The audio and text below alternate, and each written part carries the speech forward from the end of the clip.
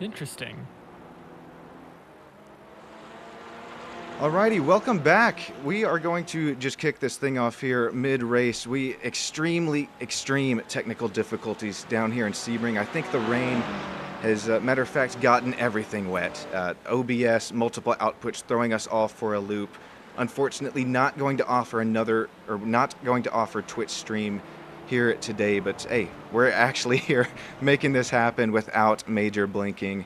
Welcome to everybody who is here at Stam Studio Network. I know it's really not a good look at all, but mentioned it earlier, I got the man from the best coast, the West Coast, Nicholas Hall, up here in the booth. How's it going, Nick? It's going great. Yeah, we're exciting to be here during this race. Of course, these drivers today are focused on the ever-changing track conditions. It's supposed to go from dry to wet over these 2 hours and 40 minutes. We saw a little bit of practice while we were getting these tech issues sorted, and I saw quite a few spins from these drivers who weren't quite able to keep these cars on track. So keeping on that line, remember, the more you drive on a line, the more cars that go over it, the drier that spot is. So that's something that we're going to have to keep an eye on for these drivers. Can they hold their lines, or when they get off, are they going to be able to hold their cars steady? I'm excited to see what's going to happen, as we're already 6 minutes into this endurance race, and we have a barn burner of a race ahead of us. That we do, Nick. Again, sincere apologies to everybody, all the drivers, the fans here over at Sports Car Endurance Network, as well as VRS, one of the new title sponsors for that. 6 minutes into the race, Preston Lee with, wow, only just over half a second gap over Jaden Calloway in our leading class at the moment. Jason Landry running P3, and then we got Felipe there in that 1:08 running fourth. Lost a spot since the start of the race, but everybody running clean for the moment, at least since we were able to get back live. And lots of these drivers, look, you can already see a Mercedes back here searching for some drier track, but lots of these drivers running in these wet condition tires only. Just looks like, who is this back here? Braden Medling trying to make dry compound tires work tonight. But I think it's a little bit too wet at the moment. Excuse me, that might be Blake Frauser trying to make that to work here today. Yeah, I would say at least when you see water flying up on track, flying up from the back of the cars like that, you shouldn't be driving with dry tires. The difference between dry and slick tires, right, is the amount of grip on track. And any time that when you're running a slick, which is a dry tire, those are slicks, when you run over that tire, there's... Ooh, hello. That was a close one there. But if you drive over a puddle or it's wet, you don't get that same traction. It's not gripping the road, and the water is just getting flung behind you, and you're not actually able to move as easily, which means anytime you try to turn at a higher speed than normal, than what your car can actually have the grip for, you're going to spin out a lot easier. So there's a lot more of that technical play in not only the wheel, but also the pedals that you have to work with if you're rocking dry tires right now. Looks like we got back here in the TCR class 3 drivers, Francis, John, and David, trying to make some dry tires work, and they are. I mean, there is a kind of drier line starting to form. It looks like as we are getting side-by-side battles. Oh boy, no moisture coming down here at Sebring at the moment. Damage to the front end of that David Bowers TCR, but going to have to try to avoid the rumble strips, the paint, because all of that with wet surfaces is quite slippery, not to mention how bumpy it is here in Sebring. Nick, I think this is quite possibly the bumpiest track in North America, so a little bit of moisture on top of that. I think the drivers got quite a handful for themselves today. That they do indeed. Whenever you have as you can see, cars are going a little offline. The bumpiness of the track just means also that wheel is going to have a lot more play in it, and it's going to be a lot harder to control these cars. And then add on top that it's wet as well. you're in for a rough experience. It's going to slow down these lap times until this track dries up, and then you can start to go all out when it dries. But with the dryer line starting to form, these cars are going to pick up more and more and more speed. I would like to keep an eye on these pits, especially. The pits are going to be what's most important when these tires get swapped, when they take gas, because yes, it's an endurance race. It's not a sprint to finish the number of laps before everybody else. It's survive to the finish while also being as far up as you can. And sometimes, it matters when you take your pits, how you take your pits, what you're doing at that point in time, and also what kind of penalties you get. So you definitely, obviously, always want to avoid penalties, but that can change your pit strategy, and pit strategies can determine your race if you're smart about them. And they can determine your race, and they will. You're still seeing a little bit of moisture come up in front of Alia here. That's James and Brooks right in front, but still, I think the rain, looking at the iRacing radar, rain is done for today. And how about Matt Best there in that, I was going to mention the Texas Speed. That is Matt Best, number 11, running 9th place, up 3 spots since the start of the race, or since we got our technical difficulties sorted. Didn't want no disco ball lights here for you as we transition into nighttime later in the race, but something I wanted to bring up as I did some research about Sebring.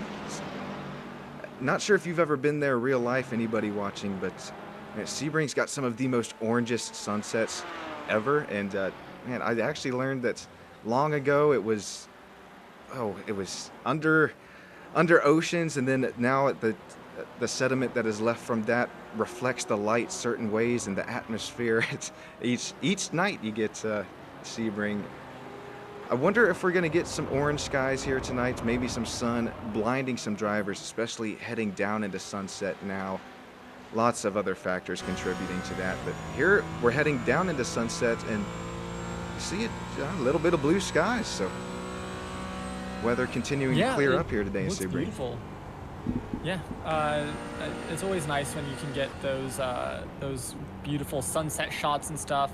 But I doubt the drivers want any of that right now. That is just going to blind them depending on the part of the racetrack that they're on. They're more focused on the car in front of them, the pedals at their feet, the wheel in their hand, and the water on the track, because that is the hardest part to keep an eye on. And it's a mental game of like pushing forward, getting the most out of the tires, but also when do you swap them? When is it dry enough to go to those dries? I know some drivers are already rocking those dries, but for others, what is that point in time that you feel is the best time to do it for you, for your race?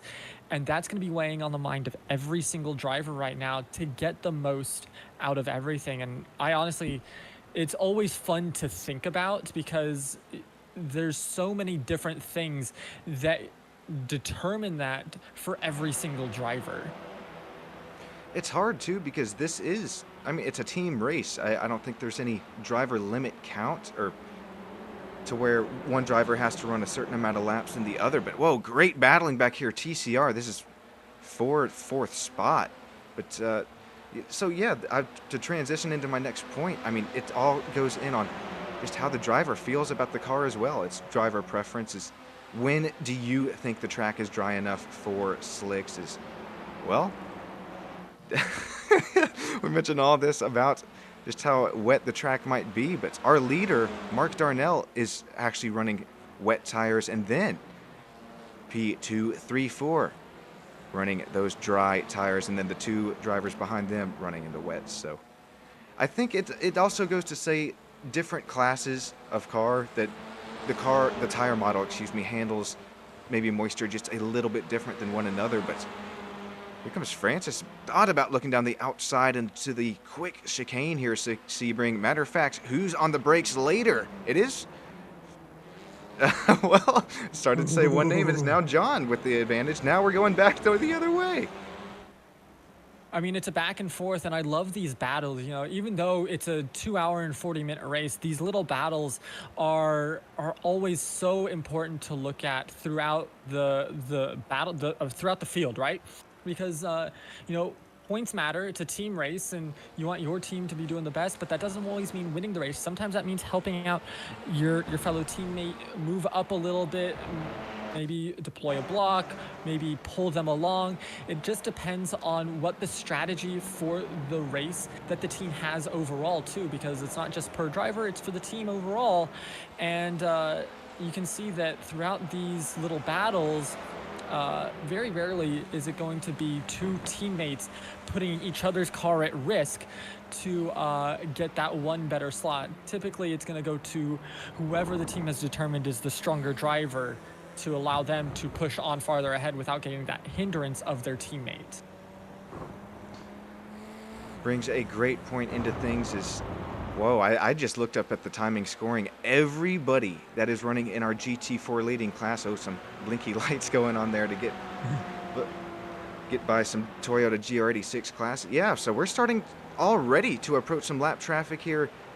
This Toyota GR86 class, though, got the pace already. Andrew Sharp leading this class, and then James Logston right there behind, only just about 2 seconds back. And then Nico Colby, what a run for the Jegs, number 424. Up to P3, now looking into P2 into Sunset. How do you get the car to stick on the inside in the wet? Well, just watch Nico Colby. He'll show you how it's done. And, well, we can watch Nico show us how it's done with these driver cams. Yeah, no, definitely. You can see talented driver for someone so young. Good command of that steering wheel for sure. Is he using a stick shift? I'm gonna have. He's using a stick shift. No way, man. That's out of NorCal Racing. If you look at his right hand, there. it keeps dropping. That would be a stick shift. Oh, you are exactly right, Nick. Great call. Man, now that is a talent that not many have anymore, to be able to know how to use a clutch and a stick at the same time. That kid is going to be driving stick in real life. I'm calling it now. Man, what great look there, Nick. I've actually commentated on Nico there before out of NorCal Racing. I've never noticed that, so great call. That's exactly what's going on.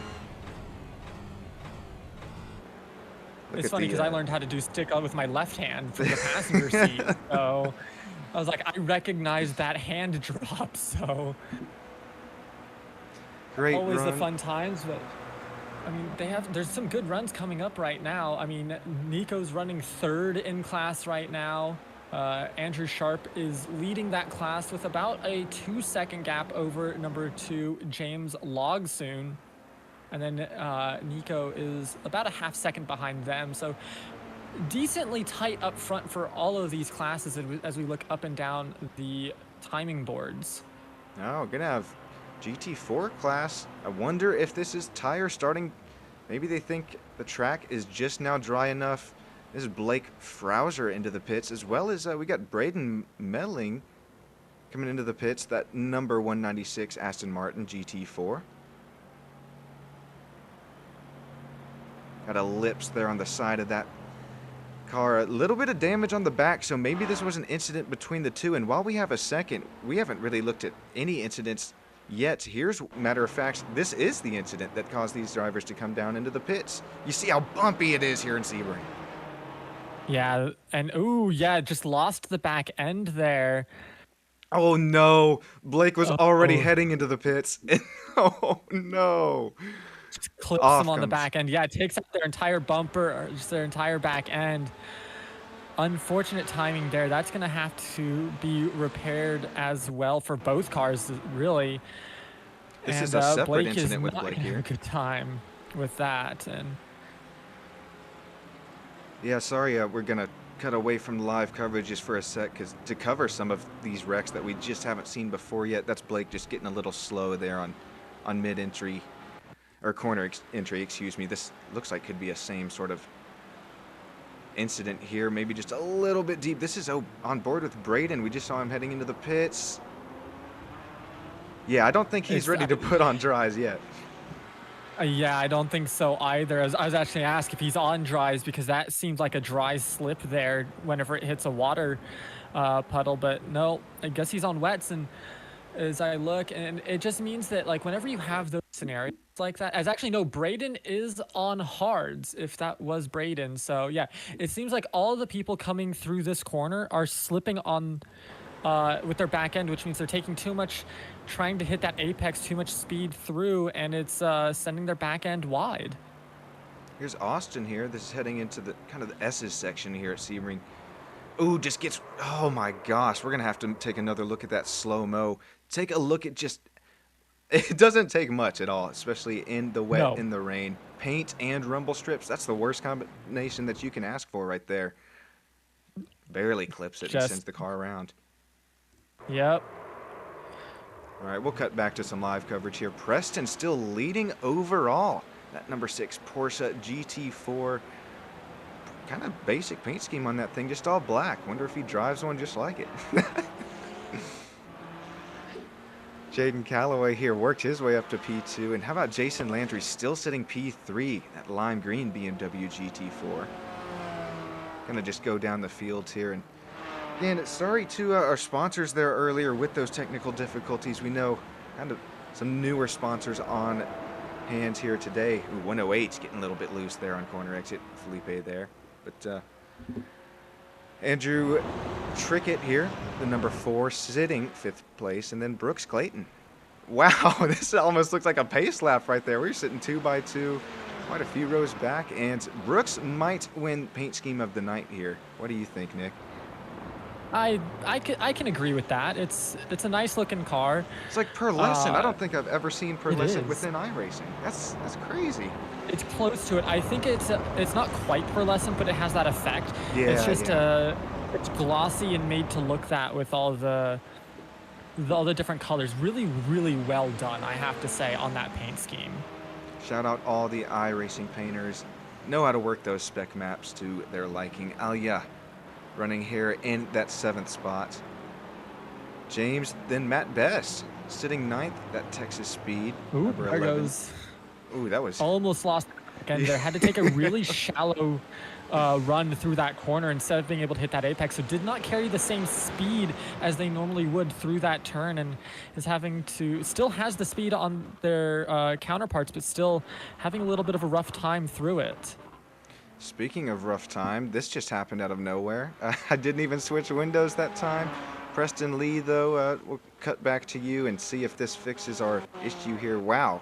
We had, what, 20, 30 minutes going there with no issue since the start, and wow, and now they're fixed again. So apologies once again. Not sure what's going on, but hey, I do know what's going on with John. He is now leading TCR in the 277. Teammate David Bauer looks like right behind him in the 235, running 3rd. Whoa, is John maybe a little bit loose? Here comes Francis back. Side by side for the lead in TCR to Sunset at a 180-degree turn. Getting close there. Side by side through this turn. Ooh. Really Shrink nice line back up to there. the lead. That could have been a race ender there for David. Ended up saving it, but David looks like gonna have a bit better exit as we go blinky mode once again.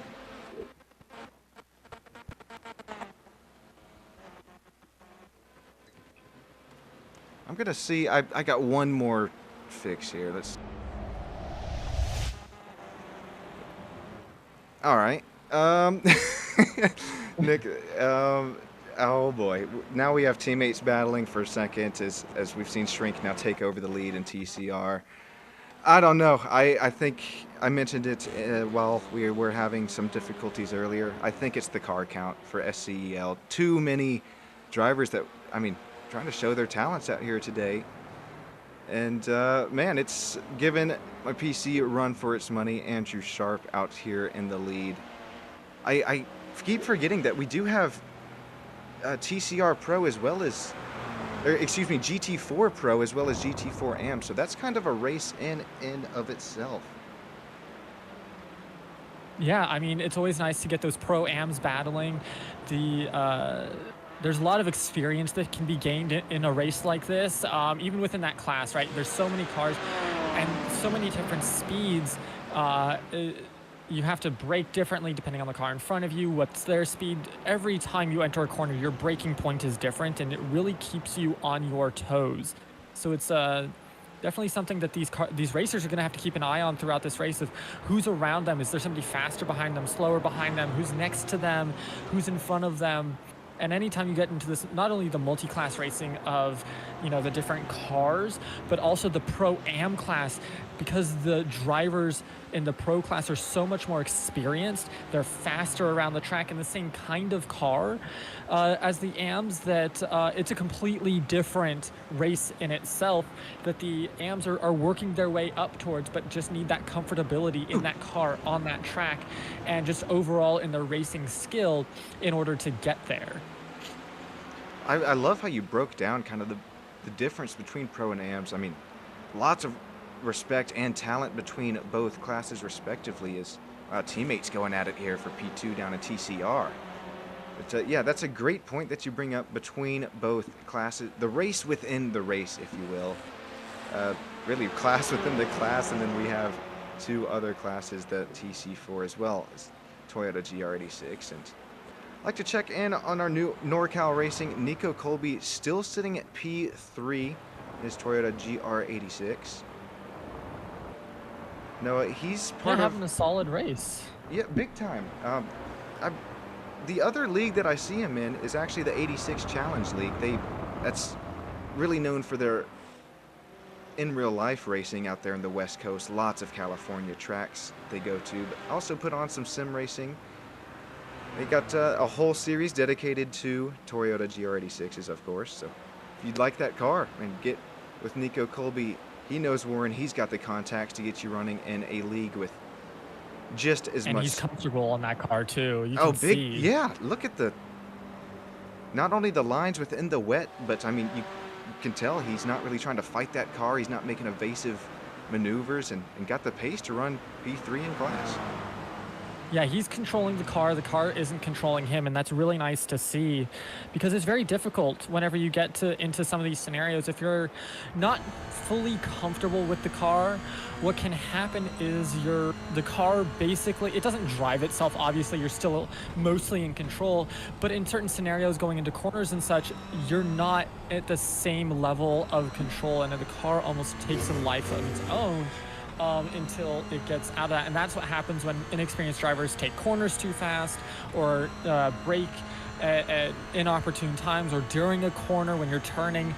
That's what happens a lot. So it's interesting to see just how comfortable a lot of these drivers are and the mastery that they have over these cars. And it's really, really fun to watch. It's fun to watch. I would not want to be racing in it, though, at least not in the wet. Sebring is one of my favorite tracks over on road course side of things, but man, you add, again, that element of moisture on the track. I don't know. There's so much paint, so many rumble strips, and while we have a moment here without things going crazy, I'd like to bring up that bottom scroll bar for probably the rest of the race. I'd like to welcome and thank our new league sponsor for SCEL, VRS, Virtual Racing School. They actually have a really big hardware sale going on right now. Be sure, look them up. I believe SCEL actually has discount code Get With Jason, as well as Strovich. They'd clarify that for me. But hey, we can't be here without mentioning our other sponsors as well. Advanced Sim Racing, AlienAwards.net, Ace TC, Middle of the Pack Racing, Positive Perception, SRN, of course. Sim Racing Nation can't be where we are without them, as well as Sync Mesh. You want some driving gloves, some sim racing gloves, help you get just a bit more grip on the car around the track. Make sure to visit Sync Mesh. Tell them that SCEL, Sports Car Endurance League, sent you.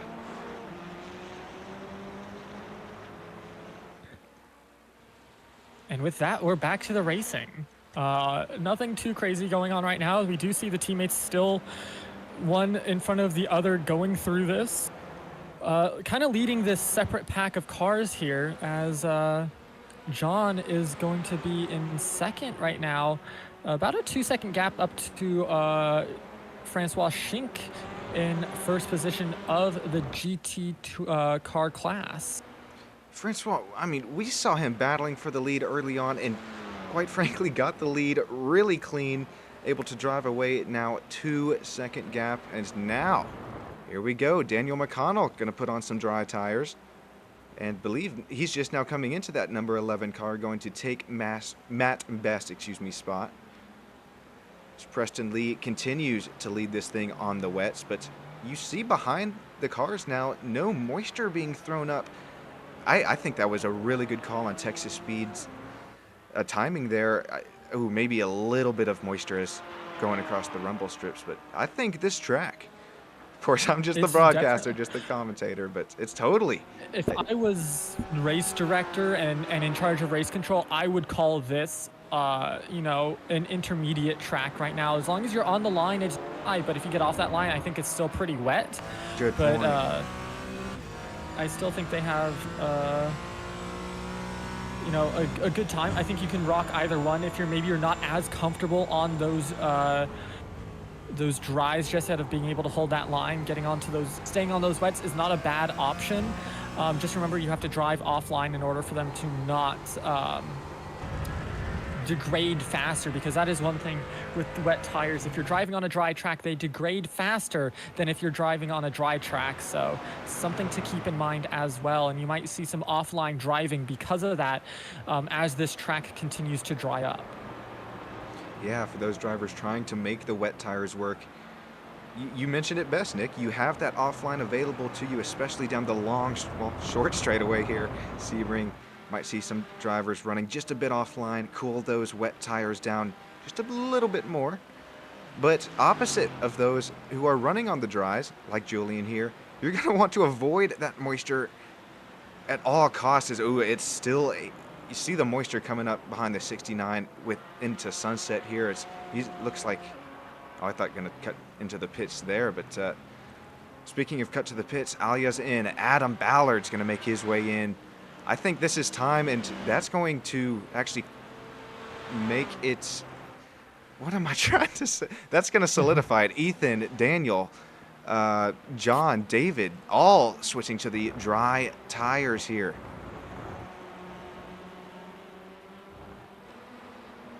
Teammates still nose to tail. I didn't even know that these guys were teammates, but you know what? The paint scheme just makes it that much easier on us. Appreciate it, really John does. and David, for making it easier on the broadcast team there.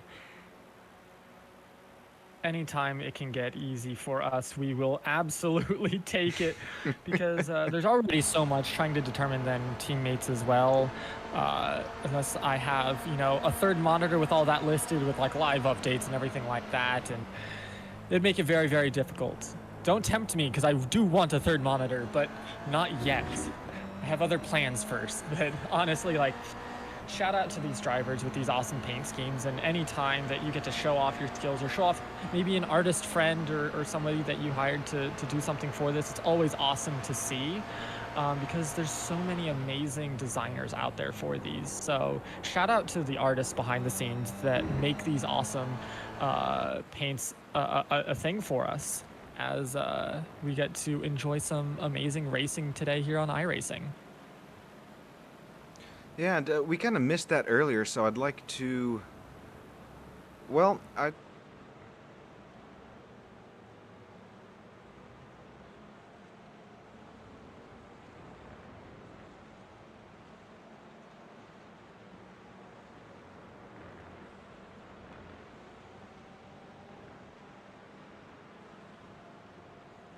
seen it all of today, and not even immaculate racing, but the sportsmanship, the racecraft between our racers. It's been almost, if not the best, cleanest racing that I've seen in all my broadcasting time. One more time, I'm going to say sorry for that blink in and technical difficulties, but looks like we're getting things sorted. Brooks Clayton into the pits now, and Francois back here into the lead at TCR, but not for long, man. Look at how close John is to the back bumper of number 18, our leader in TCR. I mean, it was a 2-second lead. Now it's a sub 1-second lead. Great racing here from John to get back and fight back up for that position. As this track dries out, we're going to see it become a lot faster on these lap times, and which means you're going to have to be even more on point with how you decide to do your racing, because honestly, like, the faster it is, the more likely you are to make a mistake, and even the slightest of mistakes can cost you a second, 2 seconds a lap if you continue to do that, if you're not hitting your apexes, if you're not getting your braking zones right. As that was almost a tap into the wall. Same with David, I mean, right behind him. So close. I mean, these are the margins that you have to worry about, though. It harkens back to, I think it was Niki Lauda in F1, was driving so precisely on the track that earlier in the race, a crash had occurred which shifted the safer barrier, or it wasn't a safer barrier at the time, I think it was just a regular barrier. It had shifted it by like a few millimeters even. It was the minutia of details, and they crashed out because of that. And when they came back and measured, they're like, oh my God, he was right. That's what that looks like in those kinds of scenarios, because you drive with the thinnest of margins available to you to get the most out of this racetrack, and that right there is a close incident. Man, it's almost street course-esque. You bring up just the precision, how close you have to be to really the correct lines, especially with as much moisture as left on the track here. And looks like John trying to maybe look down the inside. Teammate thinks better of it. But I think Daniel's not happy there. Looks like John was coming out of the pits and maybe didn't know that he was there. Here comes Daniel down the inside. Watch out. So hard to do, especially cold, dry tires. Just a little bit of moisture on track. Man, keep it clean. Daniel knows how to do it, though. Oh, I thought he was going to look down the inside there again of John, but thinks better of it. Super hard section to make some passing here. I think he's going to have set this exit up for Sunset. Have a great run, maybe even get in the slipstream.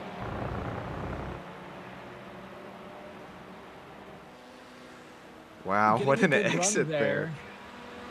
Didn't even need the slipstream. I get enthralled by it. I forget that there's talking to be done as well, because it's just how beautiful this racing is. And now they're going to go side by side through this corner, one going high, one low. Low's going to take the lead for a second, and that's going to be John going back into second with his teammate handing the position over of, I believe that's David Bauer. It is, and yeah, you see it on our onboard shot here looking back at David Bauer. A little bit of right front damage to that 235 TCR, but not hindering the pace really too much, or if at all. Still running P3 in class. Some more strategies continuing to run. Oh, John, nice save, runs it wide. More strategies. Adam Ballard looks like making some strategy plays here, running the dry tire and up into 12th spot in class overall, running the 129. Yeah, looking Pete good Dillon. so far. More cars coming into the pits. Nico Colby. Nico Colby exiting the pits now up down into 8th position. I don't see them for having too much trouble. Of course, they pitted. There's still a lot of other pits that need to happen. Yeah, it'll cycle out. Yeah, so it'll cycle out. They'll get back up into 3rd or 4th position and be fighting for first, I would imagine, the later on it gets into the race. Damon there trying to look down the outsides of the other straightaway that thing. That's part of the track that we have here today, but now we are 2 by 2, 2 rows back going into the hairpin. Careful, careful, boys.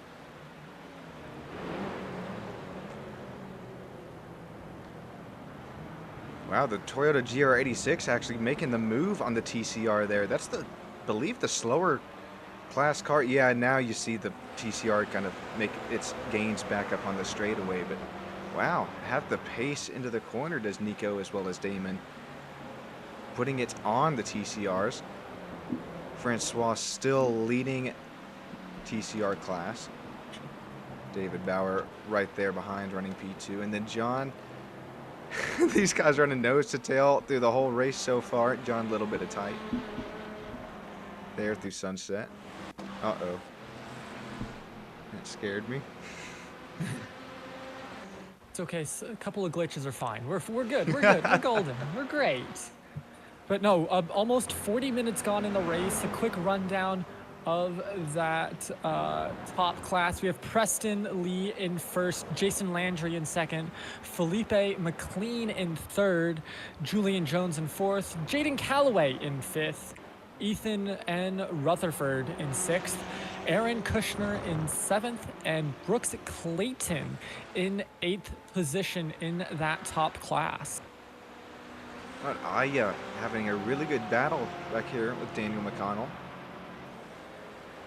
Battle that we've seen kind of start to take place as these drivers came out of the pits. Adam Ballard trying to make some strategy work there. Believe he was just a little bit earlier into the pits. Andrew Trickett, that number 4, running 12th in class, as well as called overall. Daniel Durazo had that contact with that TCR running, I believe it was John, early on, but it looks like no damage to the 168. Yeah. James Cochrane here, the 22, running 14th overall. Then moving to our class leader, TCR, P1, number 18, Francois Shrink. Great day so far, stretching the gap, stretching the legs to just over 3.5 seconds to David Bauer. John and Blake sitting at P. Oh, that's a little confusing. Now we're so far into the race, Nick. You mentioned it, 40 minutes. So our top 3 in TCR are, you can put a blanket over all of them. And then they've actually on pace passed Blake Frauser, Steve Kelly. Well, this could just be things cycling out, but we have some GT4s running just under that top 3 running class. So got to remember, we got the GT4 AMs, GT4 Pros as well. So race within the race. It always is, and it's always fun to watch those races indeed, as several of these cars are crossing the finish line. And can I just say that the style that the Mercedes cars have, those Mercedes AMG machines, I love that super long hood. I don't know why, it just looks really pleasing to the eye with that front engine compartment just being so big. You're sat so far back in the car. It just looks really cool. I don't know why, because a lot of these other cars, they still might be front engine cars, but they don't have nearly that same amount of space. Now, of course, like if you look at the Porsches, those are rear engine cars. I believe the RSR is a rear engine. Hold on, it might be a mid engine. I think it might be mid. It might be I think it's a mid engine car. I should know this considering it is my favorite car on the track. But Porsche, we're on board with it's a Andrew. 911 RSR. And I wanted to bring up, while you look that up, Nick, I mean, yeah, we're on board with driver eye camera here, and that is a huge hood. You get behind one of these things, and you got to kind of adjust where your turning point is, because it throws off, at least it did for me, my perception, trying to run this GT4. And looks like a low fuel alarm on Andrew Trickett. Wonder if he's coming in soon. I was right and wrong. Uh-oh. It's a rear mid-mounted engine just in front of the rear axle, which is a change that was made in 2016. Well, that change might be for the better, because our leader of the race is, of course, that 69 Porsche GT4. Yeah, and it's a beautiful car. It has great handling whenever you get the setup right. It has a great sound. I absolutely adore being in that car whenever I get the chance to be. So it's always a pleasure to see them on track. But looking through, how a lot of these cars are doing, overall, I mean, like you've been saying, it's a very, very clean race. A little bit of a run outside there for Ilya. Little close, but they were able to recover, get it back on.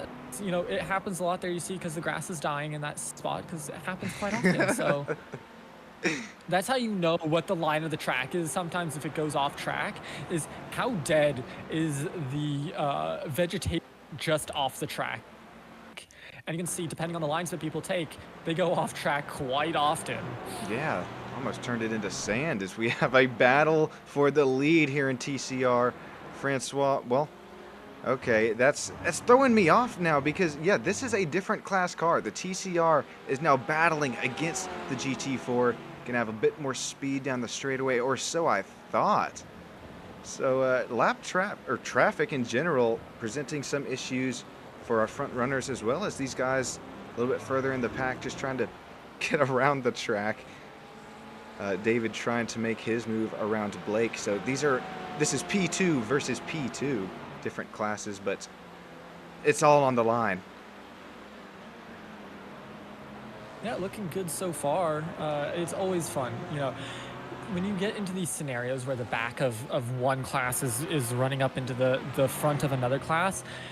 Typically, like, if it's weird because you should be faster than those slower cars, but in certain situations, especially in a pro-am scenario where the amateurs just don't have the same speed, so the more experienced drivers of the slower class can catch up and surpass. That's what you're seeing here.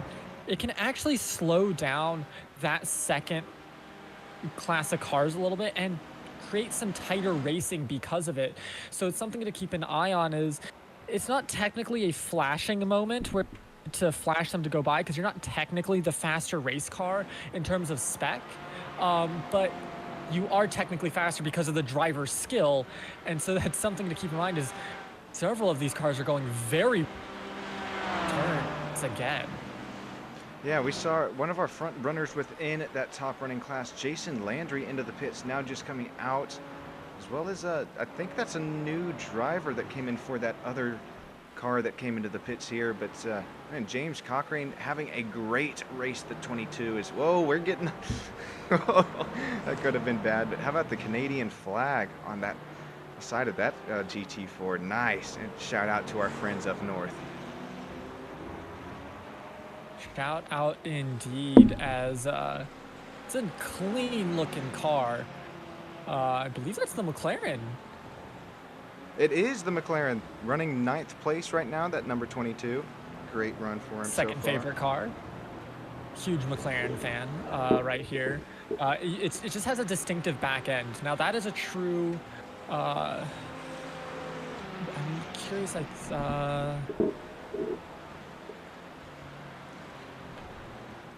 Francois. trying to figure out which car that is.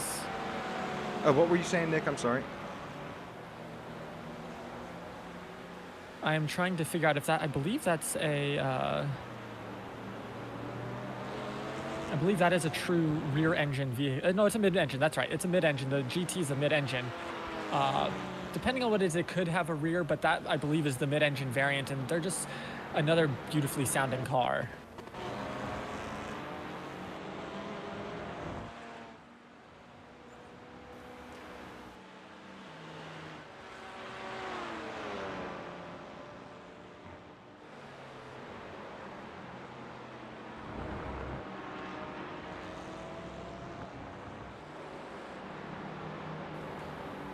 But yeah, how about Francois here, still sitting P1, and that takes some skill to do. I'm surprised. I mean, commentators curse, or booth knows best, whatever you want to call it. But I'm just surprised that I mentioned the moisture. Oh, well, that's just getting offline. Okay, I was about to go back on what I said, but I think it's that moisture running offline. Yeah. Yeah.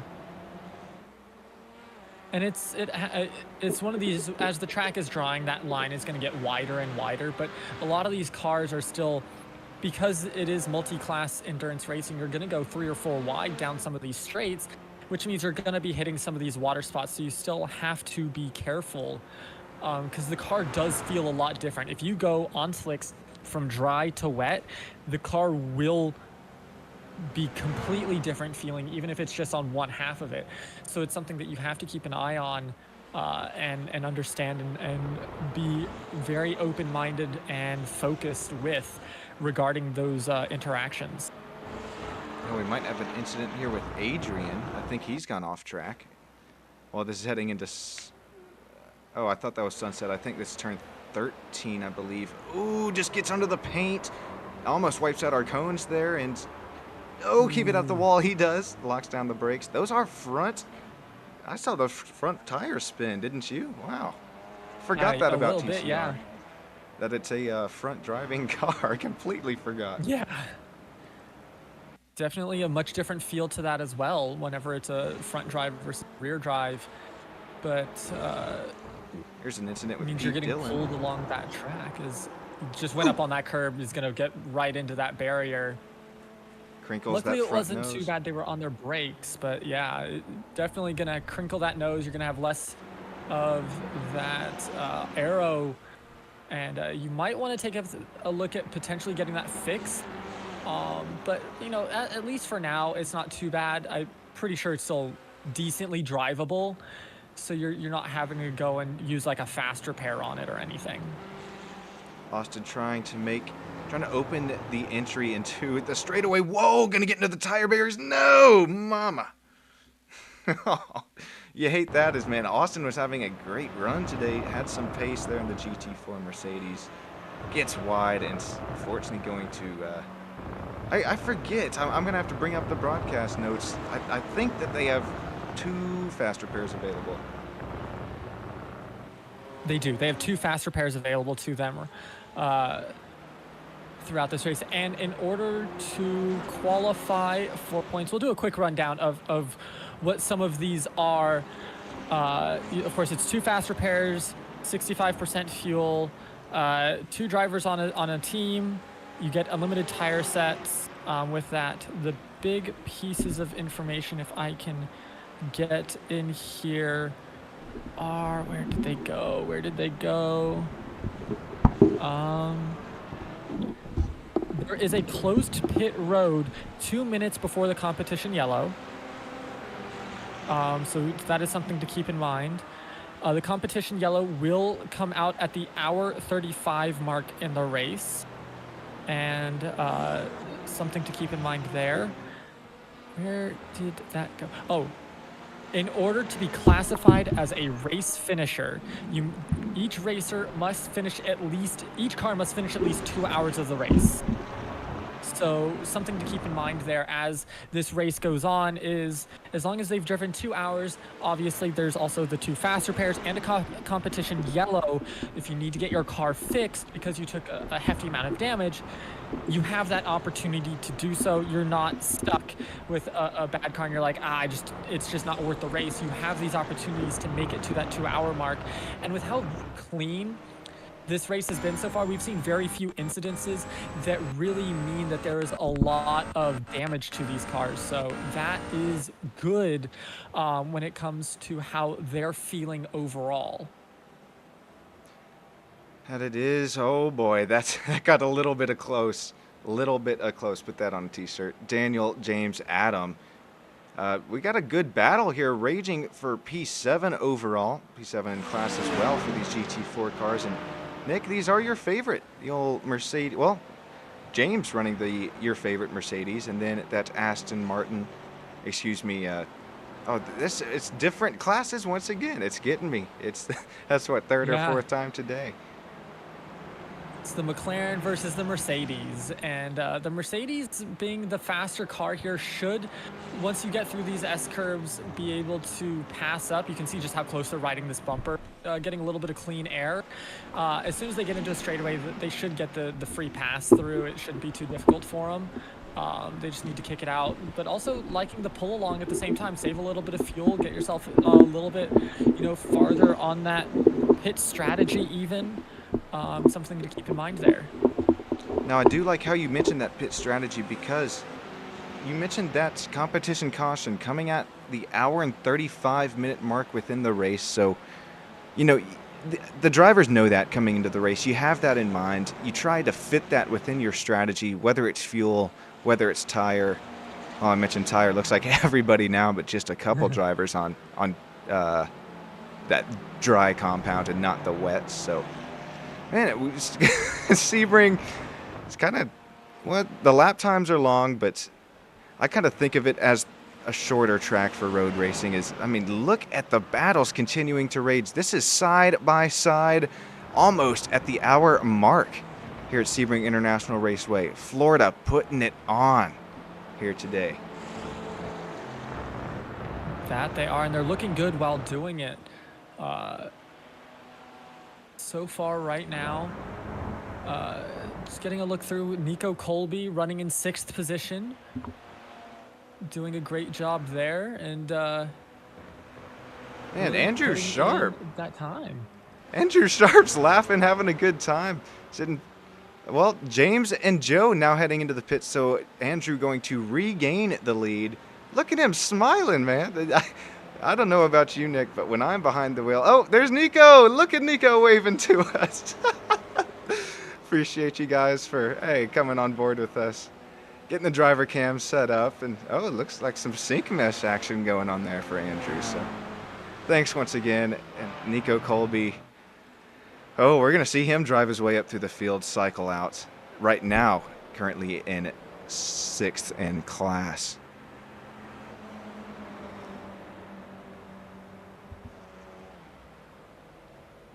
That was working fun. their way, always is, yeah, and they're working their way back up. As they pass through everybody on pit lane, they're gonna get themselves up to 4th, back up into 3rd position, and having a good run of it as well, as they are now looking to work their way. They got a 10-second lead. They got to work through to get to James, but I'm sorry to cut you off here, Nick, but I mean, check this out. This was one of our front runners in TCR, Joe, going against a car not even in its class, the 24. Oh, huge contact. Major contact for both of these cars, and that means that both limp back to the pits. That one's smoking bad. We're going to have to take another look at that, maybe aerial cam. Okay, this is early. I'm going to have to... I think just ran out of real estate. Well, it looked like the purple came over too far, got a little bit hit by the front end of, I think that's John? Yeah, John. And then John, because there's just your passenger at that point, hits the barrier, comes back in, and hits that purple car. There's just nothing you can do about it at that point for if you're either of them once that series had started of events. You hate that with as much pace as Joe and his team had running today, as well as his teammate. But do you have a faster pair available? Yeah, so that you should do. get you back on the track. At least with sometimes, so you can at least get to that 2-hour mark and at least be qualified as a race finisher. And with the speed that they had, I wouldn't put it past them to maybe be able to catch back up potentially. Yeah, you're right. They do have the pace, the speed, and that TCR, but man, I wonder what the tow time was. Looks like he's still in the pit, so still towing. That's going to be at least a lap down. Something else I'm going to have to go back in the notes and check. I don't recall hearing if drivers get a wave around under this competition caution, or if it's just going to be... My notes didn't say anything. Yeah, so we'll keep an eye on that. Like you mentioned, these are such long lap times for John. He's got the pace, especially to get back in it. So we are just now approaching that first hour in the race. But man, long way to go, long time to get there. This race, man, Nick, oh my gosh, not sure if my mic just caught that, but had what sounded like a NASCAR just drive down my street. So sorry about that. Nick Beta here out of Texas running P6 steady state on the side of his Toyota GR86. Having a good run today so far. And then looks like Adrian going to bring it into the pits now. His TCR. We're so far into this race now, Nick. Mentioned it a little bit earlier. Things are getting so jumbled up with classes. You got pro, you got AM, you got drivers left and right. But Jaden Calloway taking the field by storm right now, leading over 37-second gap, but I think he's just still got to come in. I think it's going to cycle out. Preston going to be back out to the lead. And even Preston has a a decent 2-second lead over Brooks there. So doing well to keep those pacings up. And this track, you can see it's just getting drier and drier. These drivers going to start swap to, they should all be on dry tires at this point. And now just looking to get the most out of their tires as they go along. Yep, can confirm every driver on the field now at dry tires. And at 129, running a little bit wide, gonna maybe get an incident point there. I'm scared to switch windows because of the blinking that we've had today, or else I would check on what that max incident limit is. I mean, a 2-hour, 40-minute race, you'd think it's a little bit. Is my friend here, looks like Mac's going to join us in the booth just a little bit. He's pointing to himself as I'm mentioning Mac's incident limit there. Pretty funny. But Blake Frauser in that break fast 127 now into the pits. I believe GT4 AM. See all of the pit guys there on the right side of the wall putting in the work. But Jaden Calloway, I'm still surprised that he's stretching out this fuel tank. Still out in the lead. Yeah, doing a good job of that. They're just Whoa, trying to big get as much as they can. It's a big bump there. Oh my gosh. Send them a little wide, but they're able to do fine through it. And that's the skill of the driver, able to hold on to that. Because if you're not a skilled driver and you hit something like that, it can really mess up your day 100%. Actually saw Jaden with some bit faster lap times, but then we start looking at Preston compared to Clayton. That's Brooks Clayton right behind him. Surprisingly, Brooks Clayton's got the pace on Preston here. As we cut back to it, excuse me. Well, even at lap 22, gained about 3/10 lap 23, gained a 10th lap 24. So this race is anything but over. So we have now crossed that hour threshold. Oh man, we are in for a treat. David Bauer out in the lead, TCR.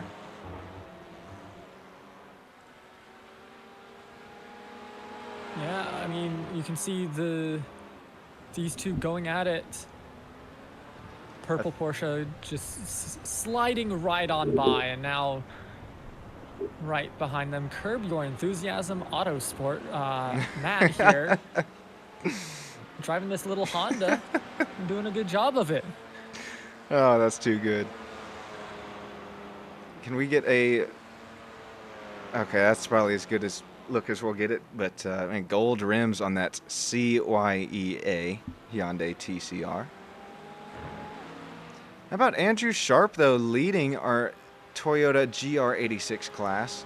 Nico Colby now up to PE. Oh, having a good battle there for P2 and TCR. Excuse me, GR86. Nico going to look down the inside, get on the rumble strips. Might be dry enough to use them now. Even more rumble strips. Set up this short straightaway.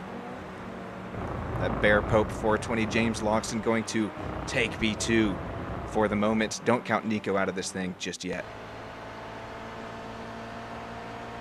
No, Nico's really trying to get into that second position. They are 30 seconds behind Andrew, but oh my gosh, the difference in speed of these cars is crazy when you get them side by side like that. That was insane to watch. And they hold better too in their corners, which is crazy. Like, you can carry huge speed through. Different speed for different classes. Matter of fact, got my own league racing at Circuit of the Americas West Course. It will be GT4s versus NASCAR. Hey, if you think you got what it takes, and from what I can see, lots of these GT4 drivers, if not all of them, do. Man, get with me. Get racing as we're going to look again. Nico Colby almost taking P2. Thinks better of it. As I was mentioning, GT4 versus NASCAR. League ID 10931. Leave a comment, get with me, I'll get you in that Discord. Race is broadcasted here with no blinking. Oh, there's some blinking. There you go. Perfect timing. That's necessary blinking. Yeah, that's say that I'm faster. Let me die. Oh no, who is that sends it into the grass? Oh my gosh, just went off the side of the screen trying to get a car number there. Who? Oh my! I thought we were about to see somebody get killed, Nick. Kyle Bassett. Seriously. Oh, here we go. This is it right here. knows that he went in too deep and thankfully avoids all the other drivers. That Beaver machine, number 3. Beaver Moose, excuse me, team name. Nice. That's a contender for paint scheme of the day right there. Ooh, that'll wake you up. God, that caught me a little off guard. Yeah.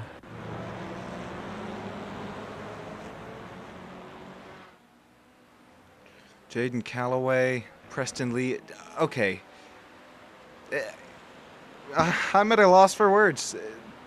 I'm trying to find if we can see when Jaden last pit because, oh my, he just abuses that through Sunset there. Takes the bumps, but okay, here we go.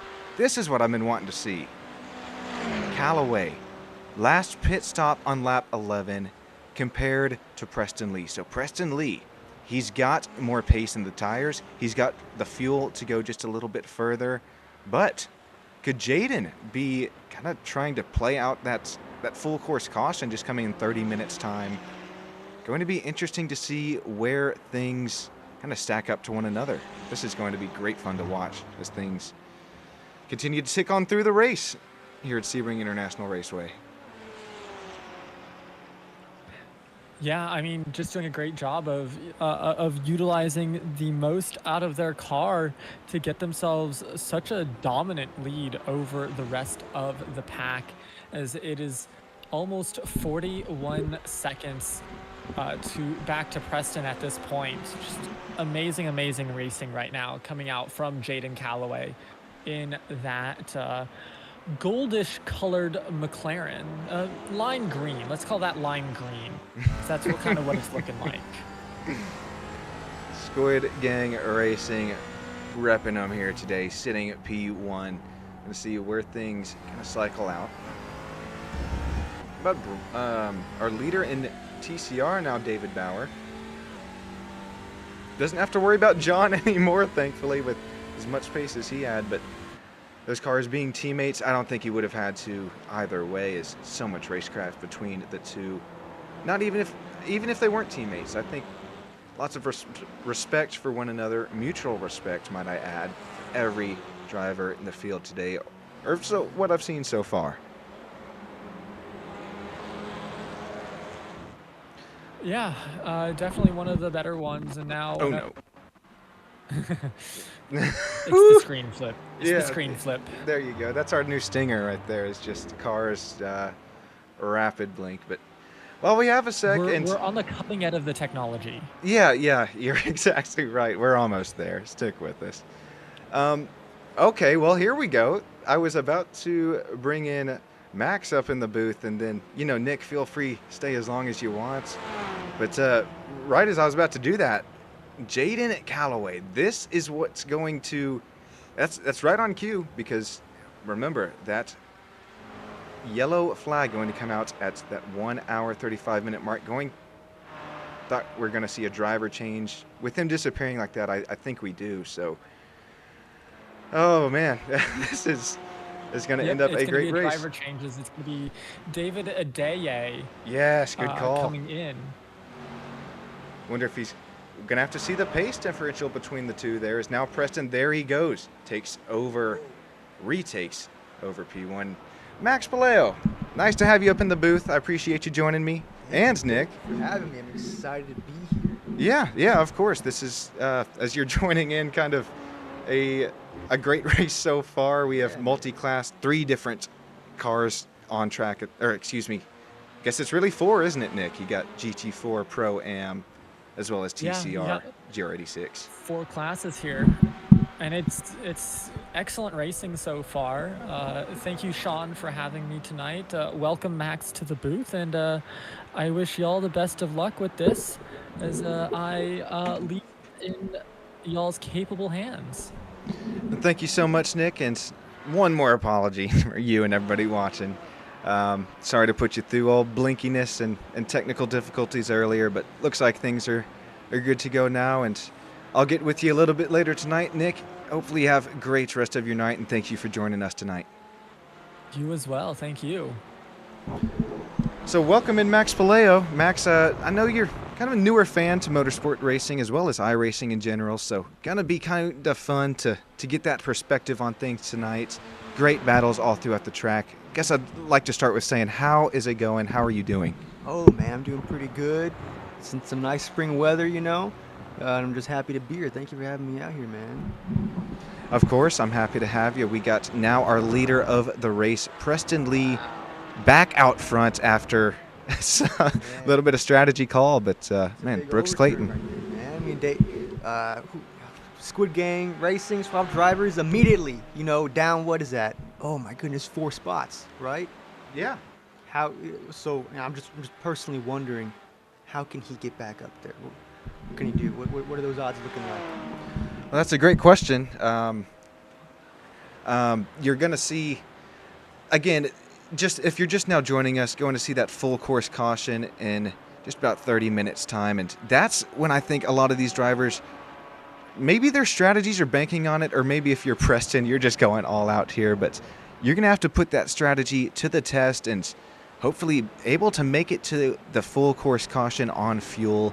And I actually applaud everybody over at SRN for putting in that full course caution. Going to keep things just a little bit tighter. But, man, what are you seeing so far, Max? I mean, I know that you're kind of newer within the iRacing scene. I think we have maybe seen even a paint of the day. I mean, look at this shiny leopard print number 9. Definitely. I'm digging this one. I also got to say shout out to Beaver Moose, right? We're a big fan of Beaver Moose. Good call. Good looking paint job. Yeah, man.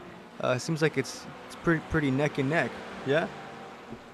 So far it has been. The gaps even. Look at the top left of your screen. 1 hour 10 minutes into the race, and we have racing side by side. Oh, man. Squid Gang's right at the bottom. How about breakfast for dinner here? David Bauer trying to get past the GT4. Thinks better of it. Max, it's kind of, you wouldn't think it, but patience is the name of the game within one of these longer races. Absolutely. Yes. It's a long game. Patience is key. All right. And how are these track conditions looking? I know we had some rain earlier. Has it dried out mostly, or how's the moisture on the track? That's a good question. We'll actually cut to our blimp cam, get to see a way better view of the track and go over those race conditions at the moment. There we go. 69 degrees Fahrenheit, 81% humidity, and that's just Florida for you. Yes, yeah. You see our schedule going to Watkins Glen next, then May 2nd, Virginia International Raceway, June 6th, Mid-Ohio, and then June 11th, Most Sport.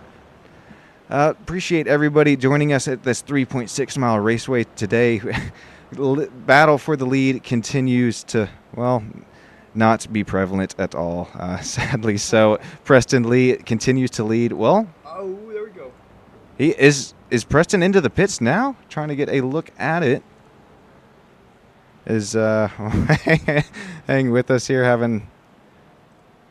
trying to cut to 1 second here, guys. I'm sorry.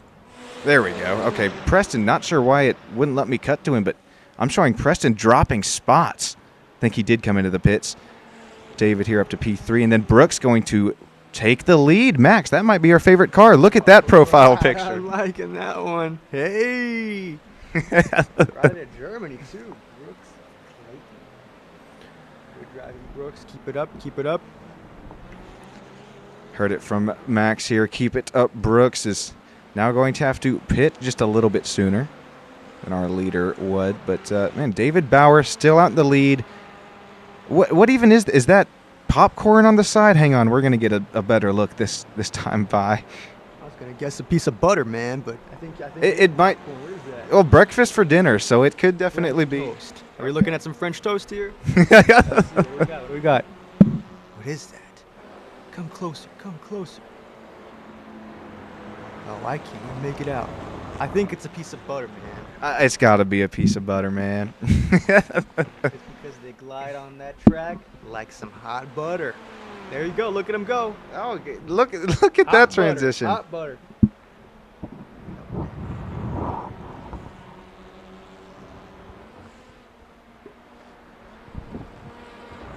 Alrighty, we are going to cut to a quick crank it up, let you hear these engines roar. We will be right back here on SRN as well as SSN.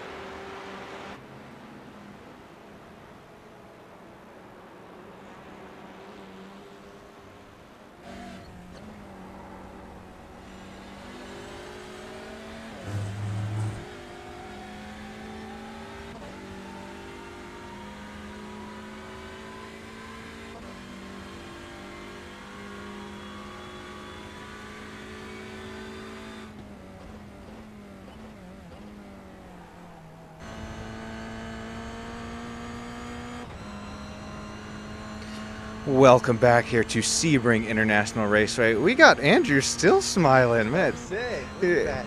Yeah. Nice big smile. He's having a good time, huh? I mean, I guess you could be. There we go. He's getting into it. You go, Andrew. You like the energy. Keep it up, my friend. I guess you could be smiling at leading that much. And man, Nico Colby, I don't know how his arm hasn't fallen off. Running. He's locked in, man. Look, oh, he can still take a break to wave. I like it. It's very personable. This is extremely personable. Oh my gosh, this is great. Andrew, Nico, you guys are the mans.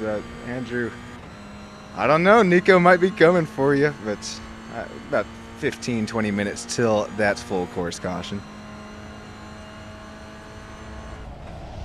Cut back to take a look at our leader now. Felipe McLean out front by 9 seconds, and I'm newer to producing multi-class. Honestly, this is why we've seen some blinking issues, especially last week at Daytona. Thought I got it all sorted. I think it's just the amount of cars on track. But I bring this up. I'm new to multi-class, directing multi-class and producing it. Because I don't know if I just need more help up in the booth. I mean, Nick, you were great. Max, you're doing great. But there's so much strategy that goes into this. We can bring up the pit strategy on the right side of your screen now. McLean, IDI there, Cochrane. We see our P2 running class of David, our most recent pit stop, as well as Matt Best. So those are our drivers that will be able to run just a little bit further. I thought I'd like to shed just a little bit of light on that while we can, or at least while I'm thinking about it here. Max, man, how have you been lately? I know it's been a while, and I appreciate you joining me up in the booth, watching some sim racing here today. I know you're more into a little bit more motorsport action, but got some iRacing, and believe me, just about everything that you can think of is simulated here today, looking at Mylon Harris. I'm digging it, man. And, you know, I'm very impressed by this racing sim we've got going here, especially the pit crew. I love seeing the pit crew on the side of it. These race cardboard cutouts. Exactly, you know, I like them. And then we got the driver swapping out. And how soon do you think are we going to see some more drivers swapping out here, Sean? I'm glad you bring that up. Looks like Steve Kelly. Oh, there we go. I believe getting into the car at the moment. Driver change, tire change happening on that 91. Max, if you were to drive a car, would you drive the fastest class here today, as we've seen Felipe, kind of start to run away with? Or would you be in a front wheel driving car, or maybe even back here the slowest car, but take some skill to run those Toyota GR86 challenges? You know, man, I must say, I'm a big fan of the old saying, slow and steady wins the race. I think I'd be of more use in a car that requires a bit more thought and some more finesse and some more control. I think that'd be a lot of fun. And honestly, I don't think I trust myself in such a fast piece of moving metal. I think I'd probably drive it into those tires on the side of the track. But you never know. You never know. But still, I think I'd be better off in one of these Toyotas. Big fan of Toyotas. How about you, Sean? Oh boy. road racing, I love it. I actually don't get mad at me. Whoa, there goes a car around. I'll take a look here real quick, but I'm with you, Max. Slow in, fast out. Ooh, 69. Oh, man. Mad Haven out of Canada getting into the back bumper. Yeah, Get back out there. Get back out there. There we go. That's quick. There we go. quick turnarounds there. Get back at it. No harm, no foul, just a little bit of pace, but that's 69 running ninth. But Max, back to your question though. Oh, I got to go slow in, fast out. I got to take those Toyota GR86s. So much fun to run, and I mean, look at the compression, the dampening, the suspension in these things is the front. I mean, just sinks under braking. You're able to use the rumble strips to your advantage. As now we are heading down into Sunset, our shorter straightaway here at Sebring. Much more control.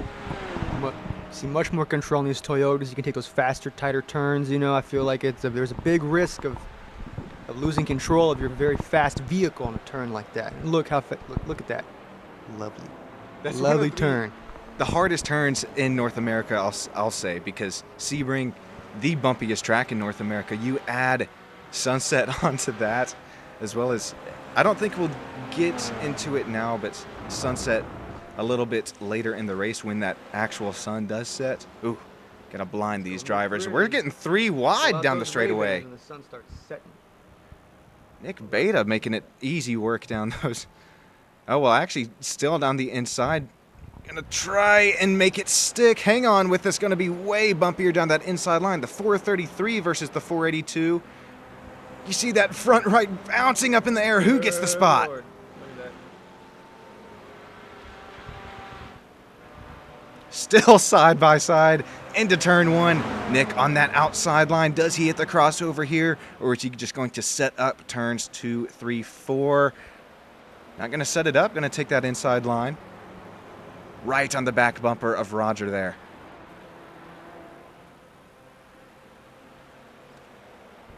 Sean, can I get a little bit of insight on these drivers driving these cars, man? I mean, this is a very long race. It's got to be, you know, physically, mentally demanding. What's the tolerance looking like? How did they build up to these things? Another great question. Seriously, that's wow.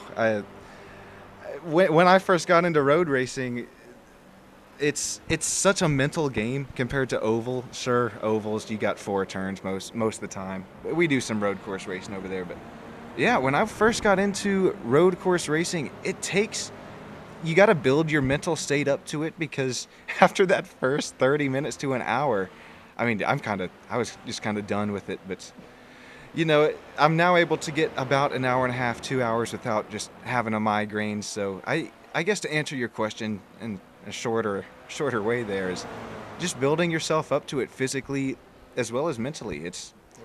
You got to be jamming on the brake pedal, the gas pedal all day long. Got to hit those brake markers, entry, exit. So I bet these guys pretty good drummers too. They can bang on that kick drum with those strong ankles, yeah. yeah, there you go. Play some Rush songs, you know. We're getting best of both worlds here at Sebring, man. Some music, some racing. It's all going down here.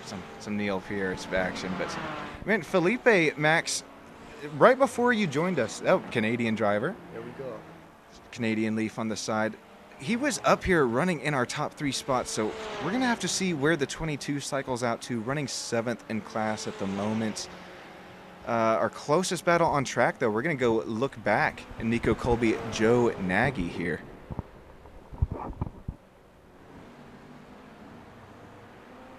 These are your Toyota GR86 here. I heard you say big fan of Toyota, Max. And Toyota. We love them Toyotas. Look at those lime green rims, too, sparkling, man. Those will catch your attention. I'm all about lime green. I've got a lime green phone case. I've got a lime green case for my AirPods. You know, great color. Great color. I believe, honestly, this probably makes the car go faster. You know? It's just like, yeah, you add even more sponsor logos onto the car, and somehow that makes it faster. Yeah, it's just kind of like, it has like metaphysical properties to it, you know? It's from the other realm. It boosts your horsepower. It adjusts your handling for you. And we see it firsthand. in action right there on that nice turn. Oh, yeah. Oh, but man, Joe looks like right back on the back bumper, thinking about making that move. And we have an incident with Daniel Durazo off track. We're going to cut to that here in just a second as this battle continues to rage between Nico and James. That's a tight battle, man. Excuse me, Nico and Joe. That's a tight battle. Let's look at this crash. How's this crash going? Will he make it? Oh, he's back on the track. All right. Cutting to the replay now, and Oh no. oh, self-induced spin, is it, Max? Oh, brother.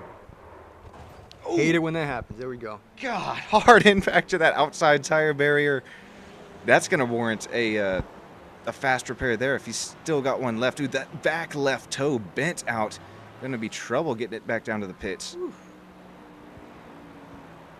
What contributes to a crash like that, Sean? Am I telling me? God, well, Max, you're coming in with the great questions today. I'm serious. That it's to get this insight is actually it's great. So let's hop on board with Daniel. Just too much speed into the corner. Got into the corner a bit too deep, and Oh man.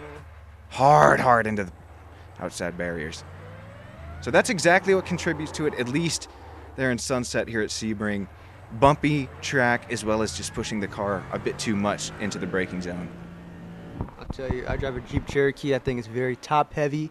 If I take a turn a little bit too fast, sometimes I'm like, will this car fall over? You know? So you gotta be careful on the turns. Less power, more finesse.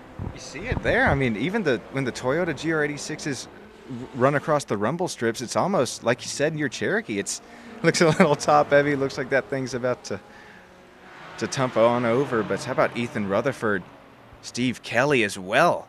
Mr. Ronnie here. Cut to our aerial cam and hopping on board the chopper, that SSN chopper. You see, we are located on a old World War II, airfield base. So that's what the bumpiness of the tracks come from. We're running on some old landing strips here from, I think this was a training base actually back in World War II and converted into one of the most successful North American racetracks that we have seen.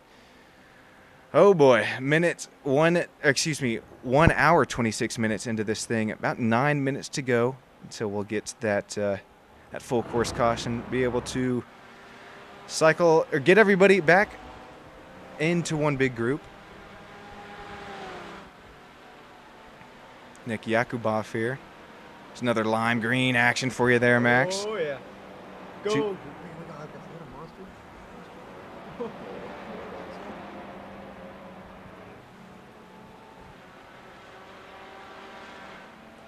Alrighty, we got just a little bit more time here. Going to cut to another quick crank it up. We will be right back here, SSN as well as SRN channels.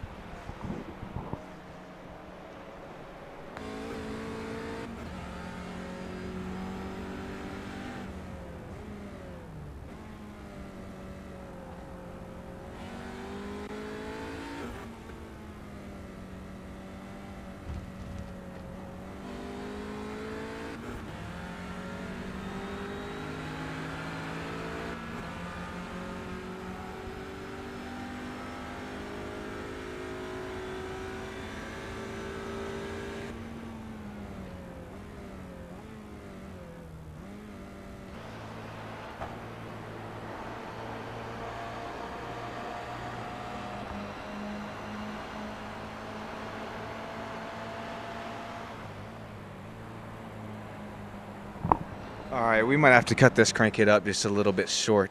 Nico, Joe. Oh my gosh, I don't think you could have been much better than that. We were actually inside the front clip of Joe Nagy there. Look down the outside of Nico Colby. Nico having a good run. Gonna try and make the inside line work into the hairpin. I don't know if this is gonna stick. Hang on, watch this. Oh my. Actually falls back in line there. Probably the better move of Nico. Why force things? You're an hour and a half into this race. 2 hour 40 total minute race. So just over an hour to go. Still so much time left in this race. Even some driver changes that we may not have seen yet. How about Ethan Rutherford? Max got a little bit of an incident here. Oh no. Let's see what Ethan's got for us.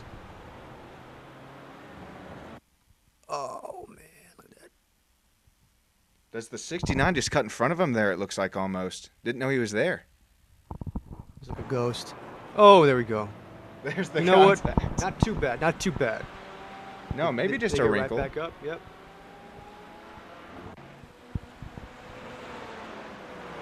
And I hadn't noticed our crowd there.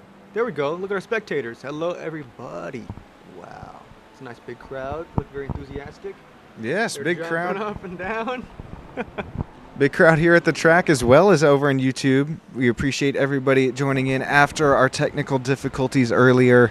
I think once the cars got a little bit spread out, though, everything's running smooth. Yeah, appreciate our cardboard cutout spectators at the track, as well as, hey, you guys in YouTube chat, shout you all out, as well as who would be in Twitch chats if you're just now joining us and missed those technical difficulties. Long story short, I don't know. The multiple output trying to stream to Sim Racing Nation's Twitch, as well as my own YouTube channel with dedicated software. I don't know why I'm even going into this. Just thought I'd give you a little bit of an insight on my end of things here. But Nico Colby, Joe Nagy into the pits now. Got to give you props, though, Sean. You're making all this work, man, on your own. That's good stuff, man. I'm very impressed. Hey, I appreciate you, man. That means a lot. Especially, hey, I appreciate you again, Max, joining here up in the booth as Nick had to run there. But appreciate, of course, Nick. I appreciate everybody. I can't even just thank anybody enough. But look at that. Is that teeth on the front of that TCR? Man, that's a mean car. AlienAwards.net, one of our sponsors. Paint scheme on that. Car bit me. Car bit me. Car bit me, man. I'm bleeding out of my fingers. I'm going to try and see which Audi that is. Oh, there we go. Oh, we do have an Audi. Just one. Two. Roger how do you say that last name there, Max? Help me out. Roger Shank. Roger Shank. There you go. I'll shank you. AlienAwards.net. And wonder if we're going to see a driver change, or we're just going to continue to see Roger put down some laps here. This is when a bunch of drivers are going to come into the pits, because pits are going to be closed with just 2 minutes to go before that yellow flag comes out. That's just to avoid. We had some mix-ups back at Daytona, some glitches, if you will, when that caution flag came out. Some drivers caught on pit road, but that was a quick stop. Almost looked like just like a fuel stop. Did you see any tires change there, Max? I don't think I did. Saw any tires change? No, definitely not. Oh, I just noticed, man. We got Squid Gang Racing back in #1. Is that right? Holy, we out of Texas, David here, that 37, having a great run. Nice call there, and yeah, look at the gap on the left side of your screen from first to second. That's the pit cycles going to continue to cycle out, but a 55-second gap. Oh boy. What are they feeding those guys in Squid Gang, Sean? Squids. They're feeding them literal squids at this Living point. Squids. It makes them better drivers, I guess. Oof. Yeah. Mylan Harris, we've got to Mylan a few times today at a Rockefeller Racing. See his profile picture. Looks like does a little bit of real life racing as well. It's a glamour shot right there. Appreciate him also, hey, transparent background so we can, that doesn't take up the whole Dang, circle wow, right I there. like it. Yeah, shout out. Shout out, Mylan. Uh-oh, Mark Prince. Oh, no. Oh, boy. This is in one of your Toyota GR86s, Max. Dang it. We're better than this. We're better than this. Oh, no. Oh, hey. Oh. Oh, hits the curb. I don't think going to contact any other driver. Good save. I mean, I'm glad he stopped right there on the grass, because if he would have flipped over, he would have taken out that crowd right there. Oh, all of It's our... gotten really ugly, Sean. It's gotten very ugly, man. I tell you. Would have had to recycle some cardboard cutout spectators. Oh, Jason Landry holding off Felipe here, but I'm not sure how long he's going to be able to do it. Seen Felipe up in P3 before, and whoa, Look at him go. Max, the clouds have cleared. We're starting to get into some orange, Okay. some sunset here at Sebring. Drivers, man, you better call it those sunglasses. Ray-Bans, Columbias. What else? What are the brands? Oakleys. Tinted 20 on. visors. Tinted never mind. 20% visors. We got tinted visor, buddy. This is iRacing, man. They got the good stuff. No need for some sunnies. Okay. Maybe on I think I've done that once at 3 a.m. when I had a midnight stint at Daytona, and for some reason it was light. I think I have actually thrown on my shades while I was driving. Brandon meddling. What do we got here? What do we got here? Looks like the Eclipse. Aston Martin trying to make a move down Nico Colby's inside. 196 bumps off the rumble strips. I think that's a similar incident to what we've seen from that same exact car before. Man, they're just staying there. Looks like their spot has been eclipsed.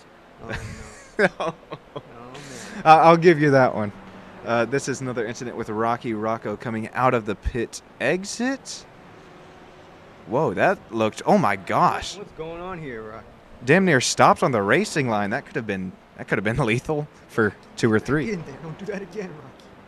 Hopefully he can hear me. You'd be surprised though. Lots of these drivers, they're listening. They're probably saying, "Who is this new guy? Yeah. Stop talking, please, please." Man, no, I'll give it to you, Max. Filling in for Nick here has had to let him go just halfway into this race. And hey, you see on the top left side of your screen, we've had quite a few mix-ups here tonight, but that's not a graphical issue. That is done. The yellow flag is now displayed. Minute 1:35 in this race. Okay. So we are going to see everybody get slowed down. Going to see all these drivers get back into one pack with one another. And fill me in, guys, YouTube chat or admins or something. Are we going to see wave arounds here under this caution? If these drivers are, well, that's a little hard to do in multi-class. You can tell that's the oval side coming from me here. But, yeah, we're going to see all these drivers get slowed down, get that pace car out on track, and take pace of the field here. David going to, he'll be in the lead by the time this full course caution comes out. Let's pull up the pit strategy, see if we can see. Oh, boy. That looks like a MIDI file. I know you're into music there. David last pitted lap 29. McLean 35. Jason Landry 39. Jason Landry is going to be able to go just a bit further on fuel as well as tires, as now we see that pace car start to exit the pits. Always love when when the yellow flag comes out. Gives the commentators, the broadcast, the producer, just everybody a bit to catch themselves. Catch just what eventful race we've had so far. A leader in class for TCR, Matt Zepka, David Bauer. Then how about Andrew Sharp, James Logston leading GR86, Damon Mitchell. Ooh, passing up Nick. Did pass up Nick. Nick Yakuboff there out of the West U.S. That's green. Lime green, you could maybe call it, or just right behind him there with Roger. Or that's not Roger. That was a different class car running right behind the 223, that GT4 BMW. Well, there we have a good example of actual lime green versus yeah, what is proposed lime green. So that's the color of a lime, right? But that's Jason. But when we think of lime green, we think of the pretty bright green. How do we get there? I don't know. Anyway, I'm sorry for that. Back to the that's a little detour. Color theory, greens, breaking down green. No, I always got to shout out the color theory, as well as, hey, we can't get through our race with once again shouting out the sponsors. VRS Virtual Racing School, huge hardware sale going on right now. Sure, virtualracingschool.com. Get with those guys. Get you some new equipment. Get you some tents on the track. Yeah. Yes, sir. Yeah. Get into some iRacing. Advanced Sim Racing, alienawards.net, ATC, middle of the pack racing, positive perception, simracing.net, or excuse me, simracingnation.net. sportsmanship.net. I always get that confused. And yes, you heard Max say it. Sync Mesh. Get you some nice driving equipment, some racing gloves. That's another 10th or 2 right there, just out of Sync Mesh. So get with those guys. Steve Kelly's going to need a fast repair if he's still got one left. Look at that team name. A Big Promble Motorsports. Man, that Promble's big. That's their catchphrase. Is that Promble big or what? Yeah, they're gonna. I think Sebring is such an aero-dependent track. Going to be a little tough to make the lap times happen there in that 91, but I wouldn't doubt that he takes a fast repair if he's got it available. Max, we got the time now under yellow. Let's go through the field, starting with David, and we're going to go. We got the time. Going to go through the whole field. Starting out with David. Max, lead us off. All right, here we go. We got David at the front, Philippe McLean in second, Jason Landry in third, Philippe Larocque in fourth, Andrew Trickett fifth, Ron Wolf in sixth, Matt Best in seventh, Steve Kelly in eighth, Milan Harris in ninth, Blake Fraser in 10th. And then in 11th, you got Adam J. Ballard. Daniel Durazo, thought we'd see him work his way up through the pack. And okay, now we're getting some wave arounds. That will answer that. Preston Lee, don't count him out just yet, sitting at 13th overall. Probably got the pace, the fuel to go just a little bit further than his competitors. Ethan N. Rutherford, sitting 14th overall. Braden Medling.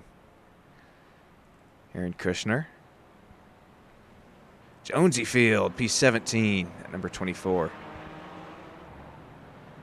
And then we're starting, well, I guess you count Julian Jones, number 18 overall. And then Matt Zepka. This is our leader in TCR.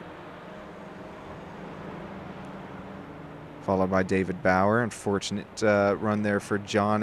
I feel like John would be at P3, but I was trying to see where John's car is on track at the moment. Curtis getting back into some GT4 AMs here. As now pit cycles are starting. We are still running through the field, almost halfway there. Stick with us. Mark Darnell running P3 in class. Anaf Schrarir in fourth. John Lazone in fifth. Got Roger Shank in sixth. Look at that, Xavier Martin, seventh. Nice green car. Hello, green car. Passion Sim Racing there, running wide on the caution. I like it. I like it. Oh, four-wheeling. Huh? Yeah, there you go. All right. All-terrain, man. Steve Bickford in eighth. There we go. Bradley Beeman in ninth. How about our Toyota GR86 leader on pits now out of Virginia, Andrew Sharp? Ooh, this is going to be close. Man, is that guy sharp? Look at him go. Look that lead in. I don't think he's going to, because actually Andrew and Kyle are the only Toyotas to come down the pits at the moment. Now James Logston going to cycle back out to what should be the lead in Toyota GR86. Continuing to run through names here, Damon Mitchell running P3 Toyota at the moment. Nick Yakubov, that is a TCR back here, running with the Toyota GR86s respectively. Joe Nagy, Nick Beta here. Mark is also having a really good nice. My brain shut off. A good, nice run out of Canada, the 427 at P6 in class. Nico Colby, we've seen him as well as our leader, Toyota GR86, wave to us a few times in at those driver cams. We're not done cutting to those tonight. Tom Bryce, sitting P8, and then Aaron Beaver. I think Aaron Beaver should be running for Beaver Motorsports. What's going on there? I think so too, man. They better recruit that guy, huh? Yeah, come on now. The name just is presenting itself there. VoltLightning.com there for Kyle Peterson. Light still on the pace car, so looks like Rob here sitting P11 in class at 482. Glenn Bratton, Al Adrian, Kevin Nunn, and then Rocky Rocco, the double R, 447, sitting 15th in class. Oh, Barney the Flagman, Max pointing out to me on our screen. Just, well, almost looking like a statue holding up that yellow flag. Man, is he good at what he does, man? Yeah. Call him Barney the Flagman for a reason. That reason, I think it goes back to maybe iRacing during COVID, some streams, some NASCAR, Fox Productions, but oh boy, lights are still on the pace car. Max, I'm a little nervous, but Ooh, I'm nervous too, man. Look, we've got just under an hour left of this race. Oh, brother. What are we in for? What are we in for? I think we're in for a treat. I'm going to take a quick producer break real quick. Max going to leave you with our biggest fans here in the YouTube chat. I will be right back.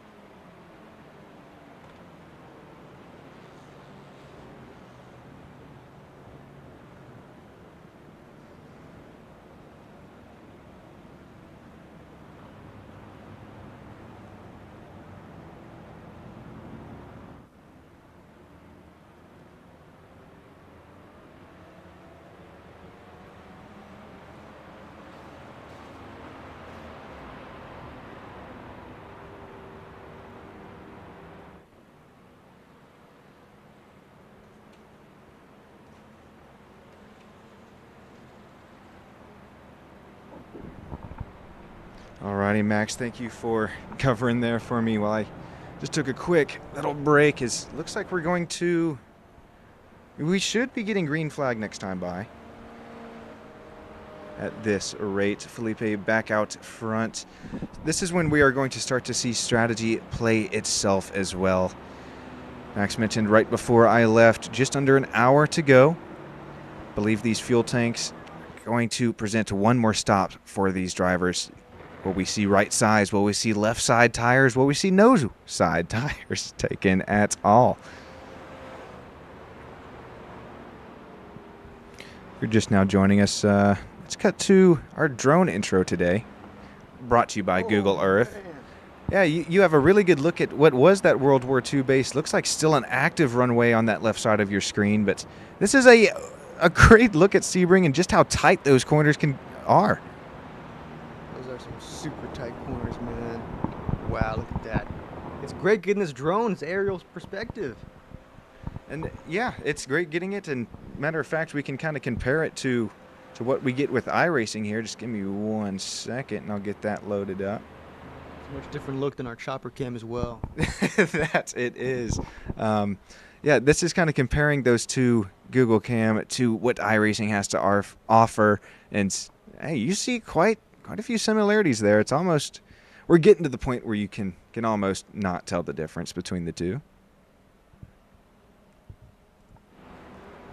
But just a little bit more downtime. Max, I know that you've been into some music stuff lately. I know you're into guitar, bass, some drums. You've been making any music, producing any lately as I'm producing this show? Yeah, man, I've been working on some music, some cool rockin' music. Been studying the ancient art of audio engineering, become a student of that, and applying that to writing things as well. And I'm sure you can share the same sentiment, Sean. Producing things is just a whole lot of fun, isn't it? Depends on how you describe fun. No, I'm just kidding. It's stressful though. It's stressful. Yeah, fun but Yeah. stressful. Lots of work and. Okay, the last time I'll apologize for the blinking that we saw earlier on. Not dealing with it anymore though. But Max, that's cool to hear. And yeah, you on the producer side of things now as well. Kind of something that we can kind of correlate to with one another. Looks like the Toyota GR86 trying to make his way around the pack, get a lap back, but oh boy. So shout out to Matt from Curb Your Enthusiasm Racing. We'd like to see you're doing pretty good. That he is. Nice run from Matt so far, but man, Felipe, I wonder if anybody is going to have the pace to catch him. I'm scared to check the YouTube chat, but we got the time to do it now. Let's check out our YouTube chat, see what's going on. says, "Get this Max out of there. Get Max out of here." Lime green base off the inside the lime. No idea why. Sean, you did great in our GR86 race at most. Okay, Warren. No. Okay. Warren's out of NorCal Racing there with Nico Colby. He's shouting me out. I hop behind the wheel of a car that's I quite frankly I don't race a lot, but I hopped behind the wheel of a Toyota GR86. Raced with the guys over at 86challenge.us Racing, and that was fun. They got some pace, but once again, all respect for one another there. Yeah, Warren, thanks for that shout out. Ballin TV saying W. Sean. I doubt Ballin TV still around in that chat is, and I know how busy our other producers get, but man, got some buddies in the chat tonight, so thank you all for that. And those of you who are joining for the actual race, man, give me some race picks. Just under an hour to go, 50 minutes time. Can you replay the check up into turn 7, says Stephen Brickford. Stephen, I will try to find that. Is that before? Oh, well. Here's a big incident in my graphic software. Pile up. Is this, if this is what you're referring to? Trying to get a better look. Oh boy, okay, that's the checkup there, and it just keeps happening. Oh my gosh, that's enough to. Getting aggravated, huh? I got agitated. Yes, thank you so much for saying this, Steven. Let's take another look. What the hell was that? Maybe cut to an aerial shot. This is down into turn 7. You'll see. Oh, we're gonna have to take another look here. This is too far away, but. Just oh man, looks like Mopac or I-35. Mopac, man. Everybody's all mad. It's motorsports. Be nice to each other. It's about the joy of motorsports. Let's take last look at this. I'm just trying to get a good angle of it here. Who causes it? It's right after number 11. Okay, here comes the number 86 by. Oh, is that the Teethmobile of Nick Beta? No, not the Teethmobile. Sorry. I'm still learning everybody's paint schemes here. But yeah, there you see the... Oh my, we're still wrecking back here. That's ugly, man. Let me tell you. You can't do that under yellow, guys. No, not a good look. Got into them, huh? I'll tell you what I got into. I bet you they're pulling up the stream trying to type in YouTube chat. Alan Dawson saying, is Sharpie still smiling? Yeah. Great question. Let's take a look. Got smacked. Kyle from Beaver Moose. Oh, we got Kyle from Beaver Moose in the chat. Do we really? Yes, we do. Kai, hey, welcome, Kai. Oh, there's Andrew Sharpie. Ho, ho, ho, ho, ho. Oh, yeah. Hey, can't forget about Nico Colby coming on board there, too. We need some more driver cams, god dang it. But Andrew Sharp, holy smokes, what pace we've seen out of him. I might have to put the old house on Andrew coming home P1. Oh, there's Nico. Little bit of... nice hydration break. Yeah. Nico, what are you drinking? That's straight Jack Daniels. Oh, man, Nico, take it easy. Take it easy, man. You can't be drinking Jack Daniels in the car. No, he's not drinking any... It's water. He's responsible. It's Gatorade. He's getting them electrolytes in. You know, yeah. I'll tell you from experience, there's no way that's Jack, because as much as pace that Nico Colby has had, that's straight electrolytes, straight water. Gasoline, brother. Yeah. Straight gasoline. Straight 86 octane. Here, Max, this is why this turn right here is called Sunset. Oh, well, we were seeing it there just a little bit. Hop on board with Nico here. Oh, well, just past it, but... Well, that's the corner entry there is why that turn is called Sunset, because you will be blinded by the lights, wrapped up like a what? Blinded by the light. Right up like a... That's a great song that I actually just recently learned was by Bruce Springsteen, not by Manfred Mann, the Earthman. I would have got that wrong on Jeopardy. I'm glad you bring that up. Great song, though. I could sing the whole thing, but I'll spare you. Max, I feel like if we had a job here for you, if this was real life racing, I think that safety car, the blinky lights, I mean, come on. That'd be that guy? Yeah, look at him. Look, he's got the headphones on, talking with race control. And I'll tell you what, he's driving nice and slow. I've been told by many of my friends that I do drive like a grandma. So I think I'd be the perfect guy to drive safety this car driver. Nice and safe. I'm all about safety, you know? I'm seeing Warren Johnson in the chat saying Nico is drinking Powerade. There you go. I knew that. Alright, What? No, shout Jack out to Daniels. Powerade. There we go. Yeah, hey, Powerade. What new color? sponsor What for- color Powerade? Oh, Warren, another question for you. What color Powerade for Nico? It's black Powerade. It's all the flavors mixed together. Shouldn't it be? I know Avgas is blue. I believe Race Fuel is either blue or green. So hopefully one of those colors. Blue Powerade. There you go. There we go. So Nico Colby drinking Avgas Powerade. Let's get one more look at him before we go green. Shout out Powerade. Chugging on that thing. I like it. Oh, this is great. This helps pass time by. 'Cause, we're still under yellow. Still just moving along. Come on, crash again. Oh, just kidding. Don't crash. Oh, One more what's Nico? Oh, the Chick-fil-A. Shout out Chick-fil-A. What did you get from Chick-fil-A. Chick-fil-A? It just keeps going, doesn't it? Nico Colby, he's got the Sprite colors too, so maybe you might have to see Sprunk on that mug here soon. Out of GT. Shout out Sprunk. Shout out Cluck and Bell. I run a Cluck and Bell paint scheme on my Toyota GR86, and I run about, man. Sprunk on a GT3 car as well. So. Heck yeah. Shout out Cluck and Bell. Shout out Junk Energy. What else we got from GTA?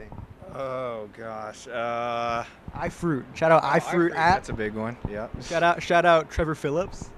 Oh, that's the role model right Shout out there. Nico Bellic from Liberty City. There we go. Yeah, yeah. Oh boy, Felipe, Jason, Ron. I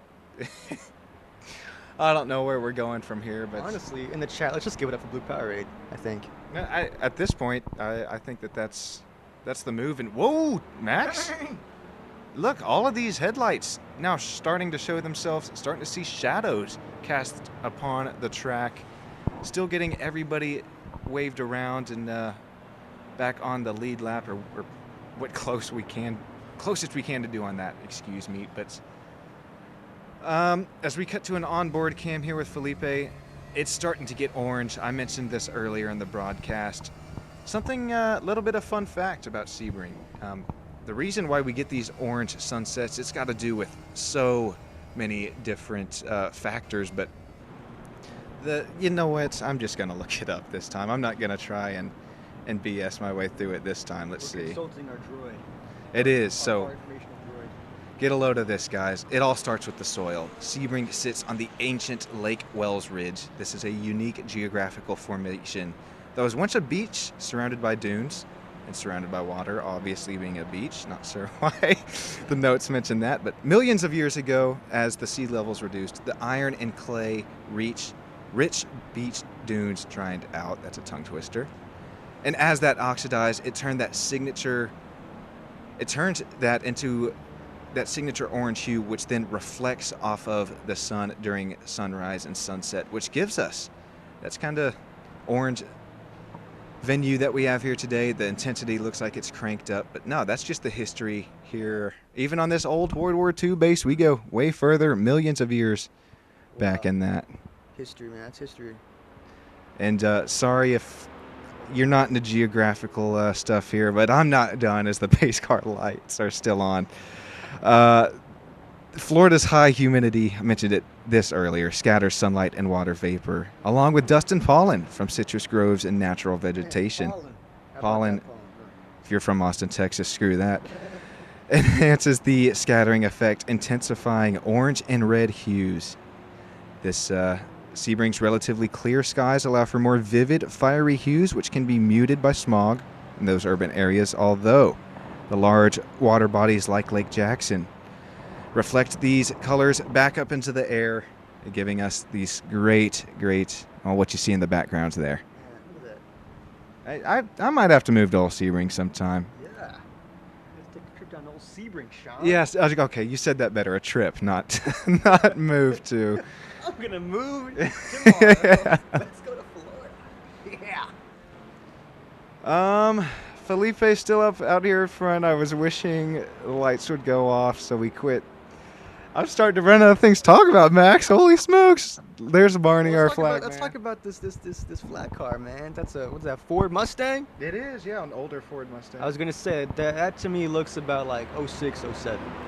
I think you actually nailed it. Yeah? The headlights, brake lights looking just like it. And the tail lights, you can see it split into 3. Although, also, you It's see square. that on the new Dark Horse Mustangs. I like how they've resorted back to that. Here, let's get a better look at it.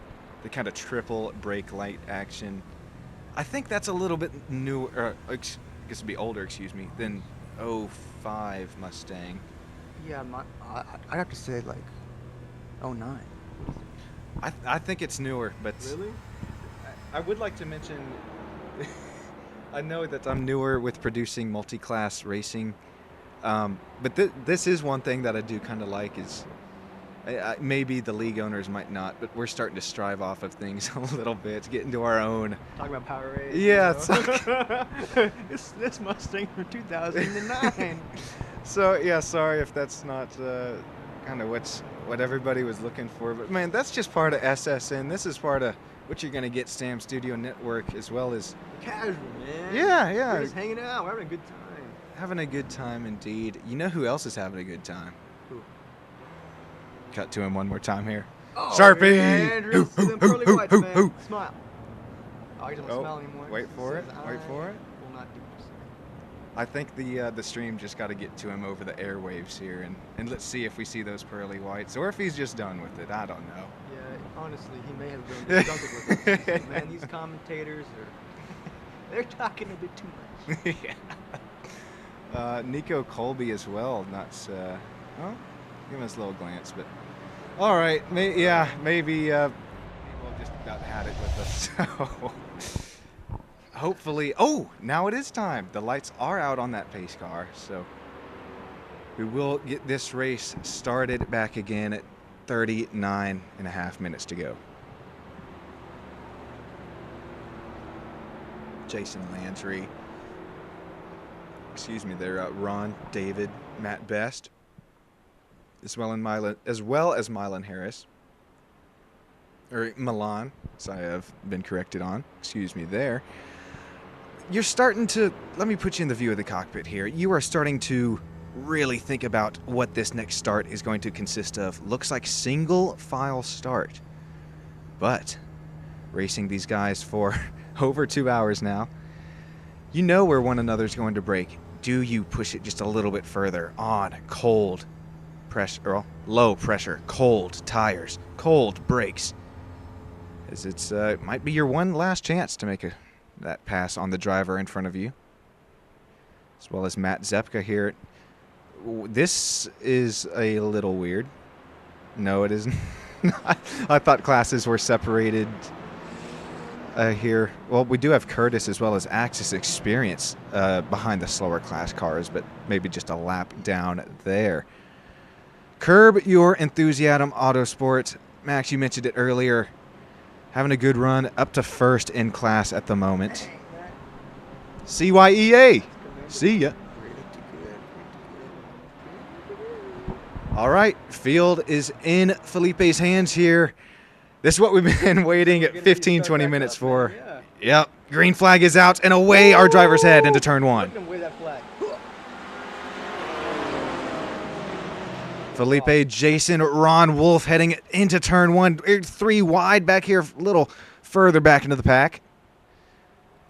Oh, as we have a huge spin. Hopefully not more cars involved. Thankfully, just a single spin so far.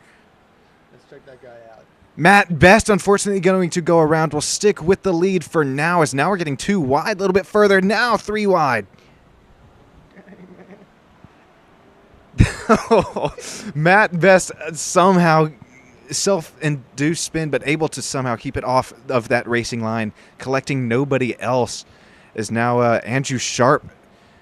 Hey, Andrew a little bit off the pace here. Oh no, that's just a faster GT4 passing him. Hey. Yeah, hey, I've had the pace all day here. Yeah. Come on. Felipe, the field was in his hands, and he lost the lead to Jason on that start. We're going to have to take a look at the replay of that. Let's get some eyes on that one. Hang with us here as we... Got a real busy chain of events. Look at all that. As we continue to look for Jason passing Felipe on the graphics software here. Stick with us as we're now starting to get just a little bit single file. Talk about home stretch, huh? Final 37 minutes. Whoa. I'm right there with you, man. As look even more.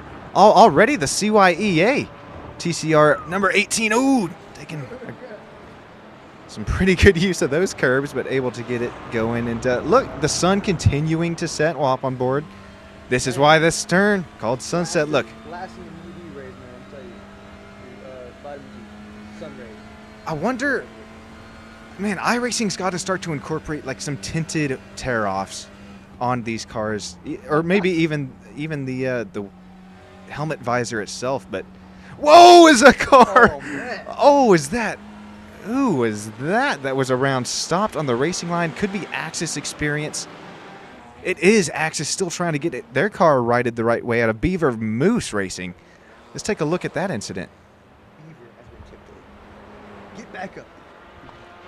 Yeah. Get back out there. Come on.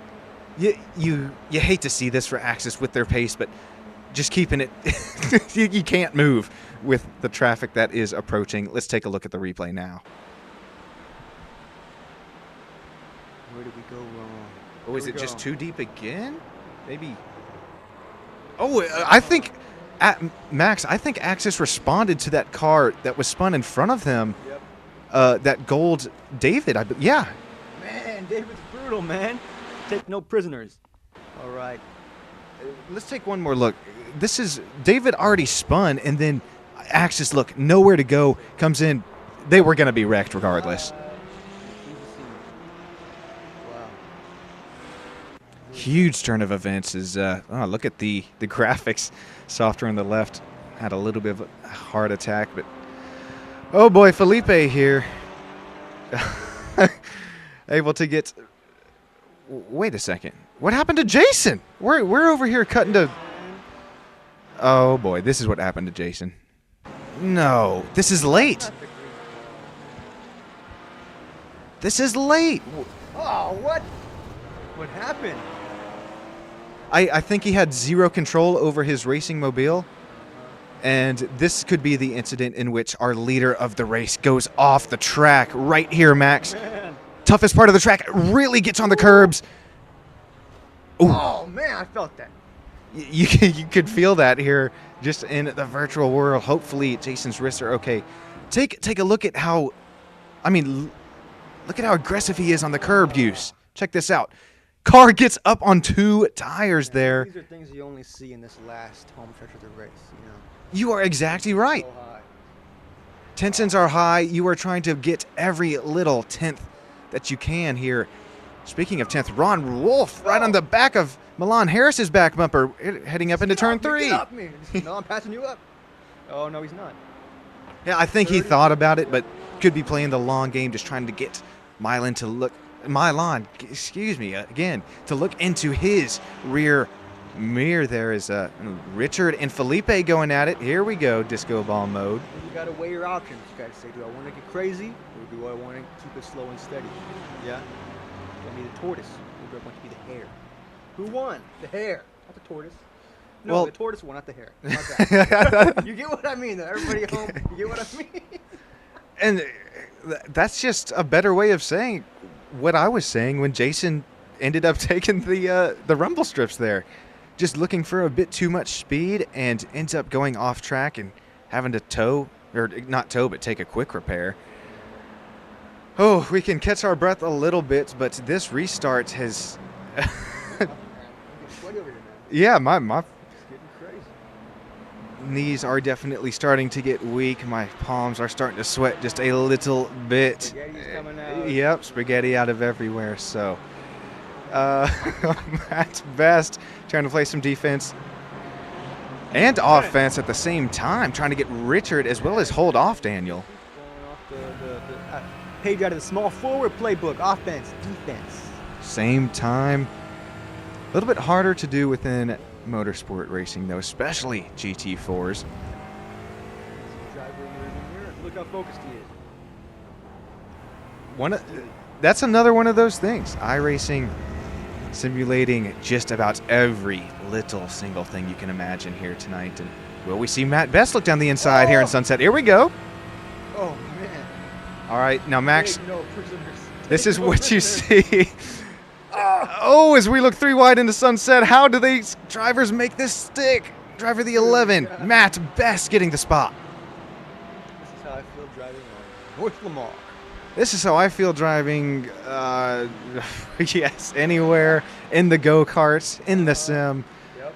And that is something that you don't see within iRacing, at least official series right there. Clean racing 3 wide. Oh my gosh. Man. All right, we've gone from blue skies to orange skies to pink skies, almost into the dead of night here. Open setups too, I believe, for these racers. So do you have your car set up for the first 2 hours of the race, which I guess would be the smart thing to do? Or are you pushing the limits on just a bit more grip? Track temperatures continuing to fall, rubber accumulation building, as well as marble starting to build on the outside of the track. Oh, wow. So much science behind this, Sean. There is, and it's just another thing that iRacing continues to build on. Not sure if our audience or racers even know this, but as we hop on board with Sharpie here. Ow. Got poked by Ooh, ouch, me again. God dang. Andrew, he's sharp. Something that iRacing is going to add within that next season. Here's a faster GT4, not for position. Yes, you can hear that motor, but take a look at these. The tire barriers on the left side of your screen here. iRacing within, I believe it should be the next season.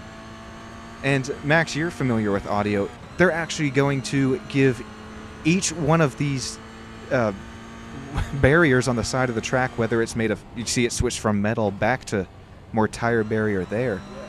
They're going to basically tell the sim what those materials are made out of and how that affects reverb back into the cockpit of the car. You're kidding, man. That's crazy. No, not at all. Wow.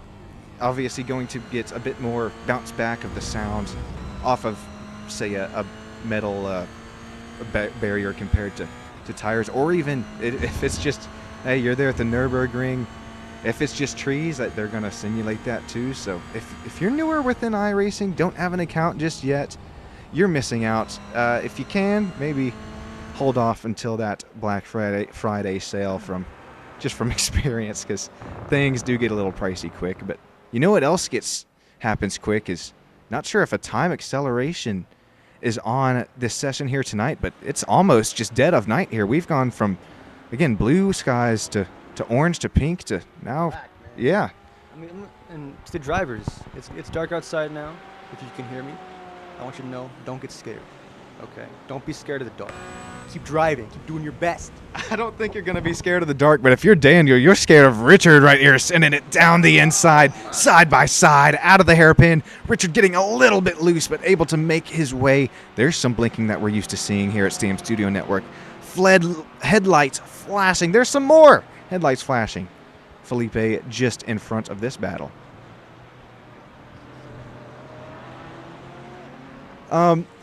Max, maybe you've seen kind of with real-life endurance races, or even here tonight with iRacing, as nighttime continues to fall here, it's going to get harder for us to see kind of what's going on. Yeah. And that's not to mention the inside of these cars. We'll cut to an onboard shot now. Yeah. You have headlights, no lights here at the track. So when this does get eventually to just pitch black conditions, is faster GT4 going around the left side there. Going to have to maybe adjust your driving style just a bit as that track continues to change, continues to lose temperature, and going to have to keep an eye on our fuel gauge as well, as we should have one more stop before this thing's over.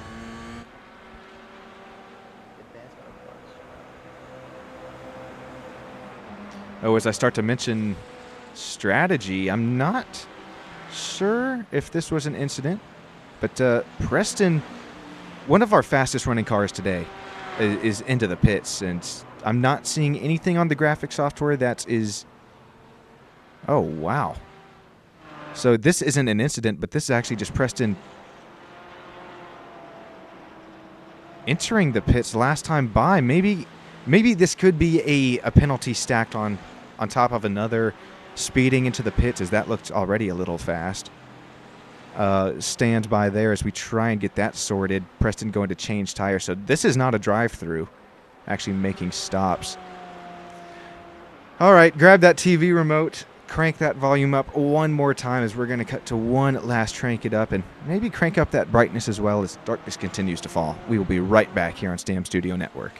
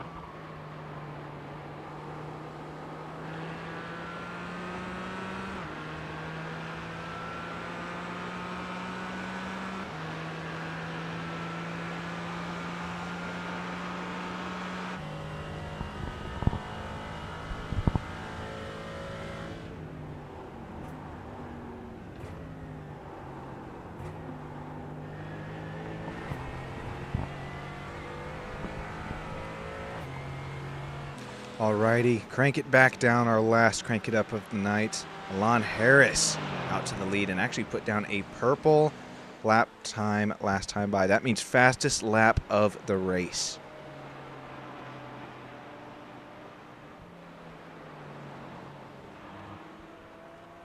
Felipe McLean, he's got the pace right. He's got back up to P2, and let's compare some lap times here between our leader and P2.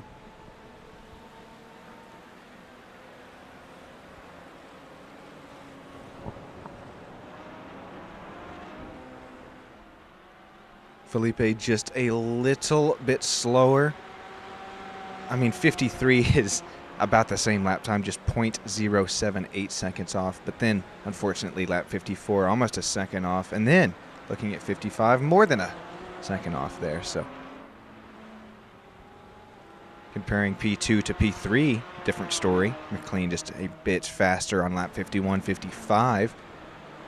And then comparing P3 to P4, looks like Ron continues to pull away from Andrew behind.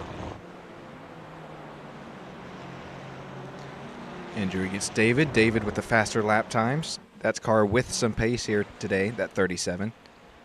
And then Steve Kelly, not quite enough pace just to try and hang on to the back bumper of Andrew in front of him. But Felipe, this is going to be good to watch. Actually, Matt Best besting Felipe's lap times. P9 compared to P10. Daniel Whiskey, as close as I can get. Oh boy, yep. Might have to turn off the lights here in the broadcast booth so we can still see what's going on. Glare on the screen starting to present itself. Nico Colby, we've done this so many times. Let's see if he's still smiling here. Nico, always in the dark. That's what I'm saying here, Max. Oh, take the mic real quick. I'm gonna turn off the lights here in the booth. All right. Yeah. We want to put ourselves in the same elements as all of our beloved drivers. We're now in the dark. Hello, Nico. Did you finish your Powerade? All right. Everybody's doing great. Hang in there, y'all.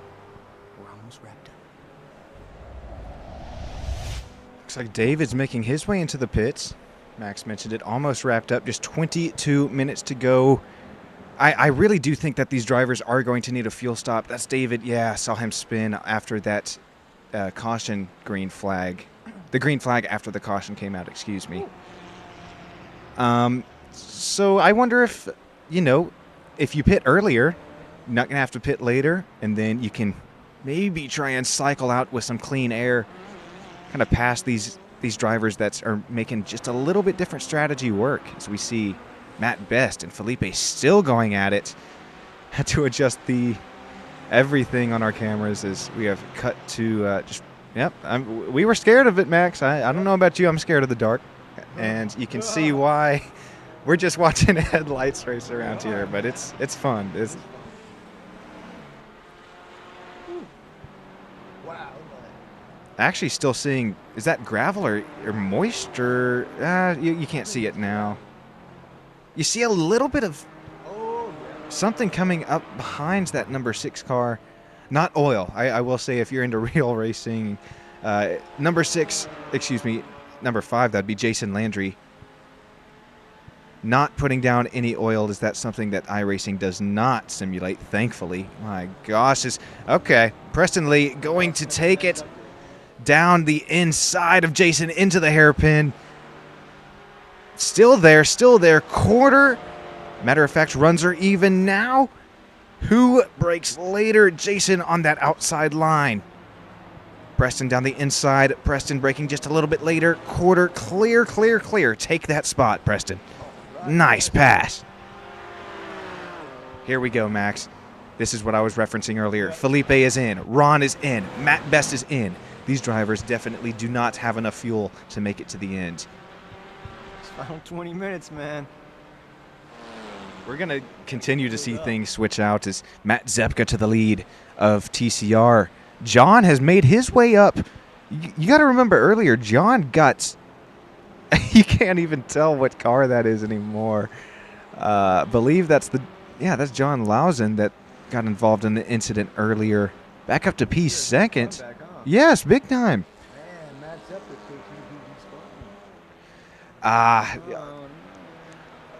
Could Matt Zepka be dethroned? I think it's going to be hard. John, only 1 second, 0.20 down, and then cutting back to our Toyota GRD6 class. Andrew Sharp, he's holding strong, Ouch. man. Oh, man. I got poked again. Andrew Sharp, I don't think he's lost the lead once today. I don't want to commentator curse him, but, man, looking good for Andrew. Stop. Yes. Stop. Move on, Ram. Move on. Somebody else, will you? Man, Milan Harrison looking good. Let's say. How about Nick Beta here running P3 and Oh, all right. Yeah. Toyota GR86. And Max, we're going to need to interview the top 3 of all of our 4 classes here today. And hey, if you're watching at home, you might think, hey, I'm only counting 3 on the left side of my screen. Well, you got to remember, GT4 is separated with that AM and Pro categories. So, oh my gosh, Nico Colby. I thought I was about to get turned by Joe Nagy, but Max,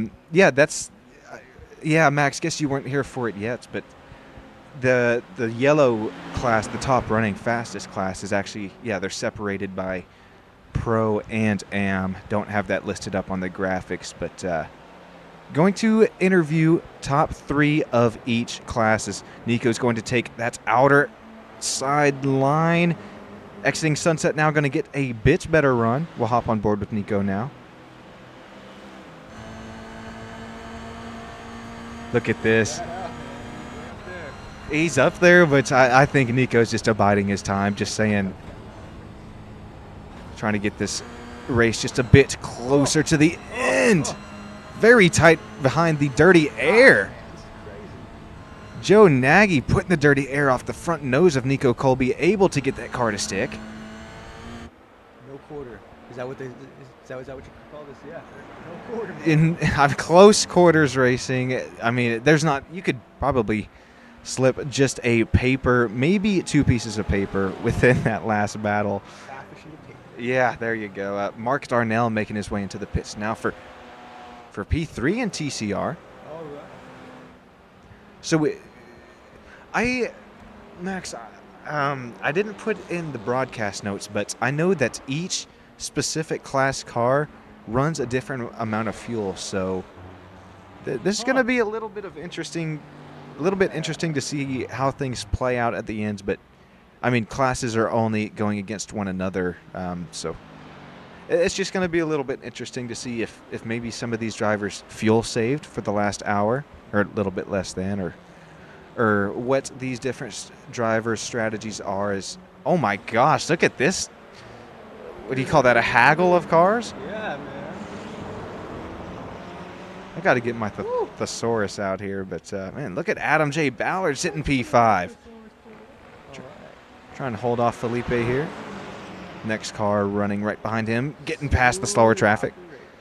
That is right, smooth operator. Who was that in F1? I think that's, oh, is it Sainz? I want to say it's Sainz, but I could be wrong. As Felipe looks down the inside, he didn't think about setting up the longer straightaway here at Sebring. Takes that inside line, and now is going to have the inside into Sunset. Matter of fact, clears that 129.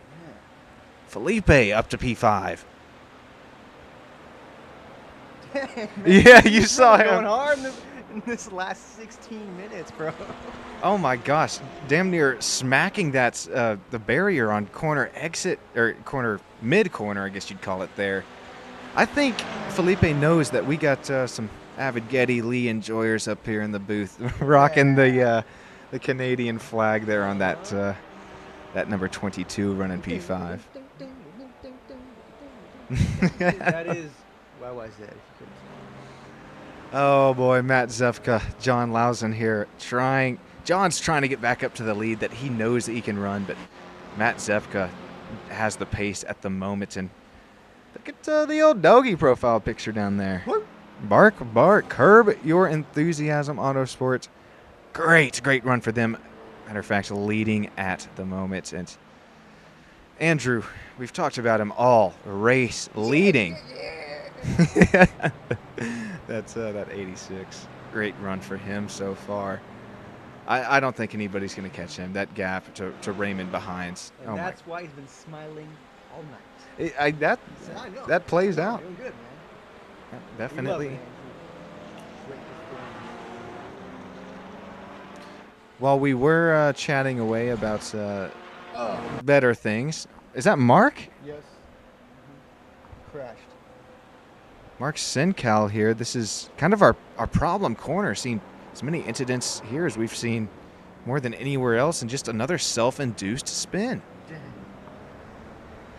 Anxiety gets pretty high here in these last moments of the race.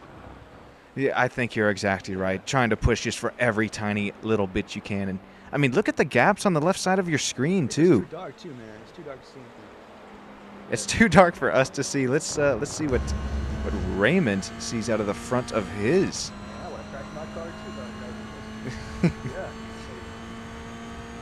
Max mentioning he would have crashed his car if he was driving, but something that you can kind of see a little bit here in the broadcast. Sebring actually has these reflective little markers, I guess you'd call them, all throughout the track. And I remember when I was first learning Sebring for my first 12-hour endurance race with my team, they put me on the night shift, and it's nice that Sebring, I think, offers these reflective little markers, because with little to no track lighting, it's so easy to lose where you are running. Is now Raymond's going to get past. Mark again there. I think that was another. No, good call there, Max. Max kind of tapping my shoulder. I think, yeah, this is another incident. Oh, this is Julian Jones, not Mark. Excuse me. But heading here into Sunset, too wide. Ooh, it just takes the slightest bit of contact. Julian Jones hard into the barrier. Running behind. Max, good find there on our timing and scoring. Let's try to get another look at what happens. I don't know if an aerial cam will give us a better shot. Maybe it will. Here we go. Contact trying to open up the second apex into Sunset, and I just don't think there was enough room for two cars there.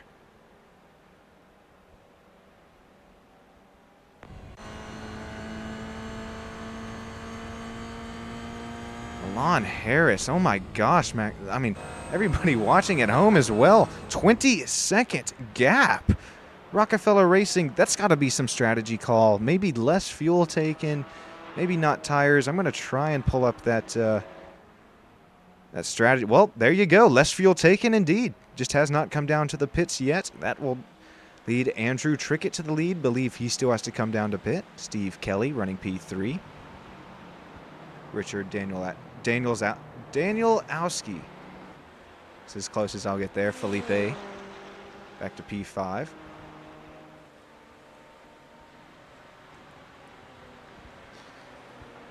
What a turn of events after the world's worst technical difficulties for the start of the broadcast to having to cut the SRN stream. I'm probably going to give, oh boy, Jason as well as Strovich a little bit of a break there because, I mean, my gosh, that was just awful. But we're here running strong these last few minutes of the race. 11 minutes to go here. Andrew Trickett leading overall. Matt Zepka leading TCR, and Andrew Sharp leading 86. Something that I would like to mention as well is not sure when the admins will watch this stream back or are even listening live, but if we could possibly get to where I guess it would be done within the UI, within league, and then driver nicknames, like setting pro and am little, what would you call them, markers, but before each name in GT4 class. I think that would help our end out, so we just don't have to keep track of driver names or team names. But that GT4 Pro-Am battle been raging since the strop of the green flag here at Sebring, and dry track now, but now it's dark. Drivers going to have to adjust their style. Looks like Rob into the pits now at Toyota GR86. Where's that NorCal Racing? Oh, yeah, just... The car just starts floating. I like it. All right. You know, when you're actually in the car, you can see like the pit crew come around to put on some new tires. But yeah, I guess not for the broadcast crew. It just car begins to float. Maybe the next update they'll add oil on the track. And then No. and then broadcast crew can also see the pit crew. Nico Colby, he's been on really good pace today, but now he's running P7th in class. I wonder if he's just pit a little bit early, or can we see, or is this, no, that's not going to work. Dang it. Nico Colby, last pit on lap, hang with us here, 45. That is quite a bit to go, and he's running a little bit lower in the standings. So going to take some luck to get the fuel tank to even last for him these last 9 minutes. Closest battle on track between Adam Ballard and Preston Lee. Man, Preston's been up in the front of the field today. He's now running P12th in class, man. But trying to get P11 back, and down the inside he goes on the start finish. Oh, yeah. There we go. Shoulder. Oh, It's back and forth action here in Sebring. oh, there we go. Is down into turn one. Adam trying to make the outer side line work. Preston making the move. Now we got John into the pits of TCR. He got back up to the lead. Car, yes, still floating in the air. Does he have the gap between Matt? No, Matt's going to end up getting out in front of John for TCR. This is going to be for the lead. Matter of fact, yep, John still stopped there. Now he's off those the air jacks. Matt Zepka out to the lead in TCR, right behind. And enough.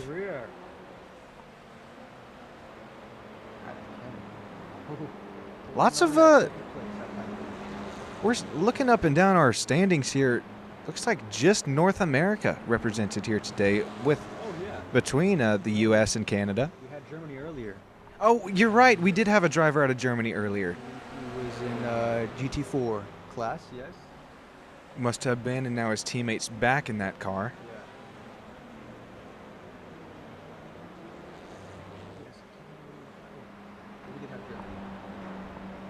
Nico Colby trying to hold off Kyle Pearson behind. Well, that gap is, I think he's going to be holding him off in 28 seconds. Oh boy, we are getting down to the nitty gritty here, folks. The last few laps here.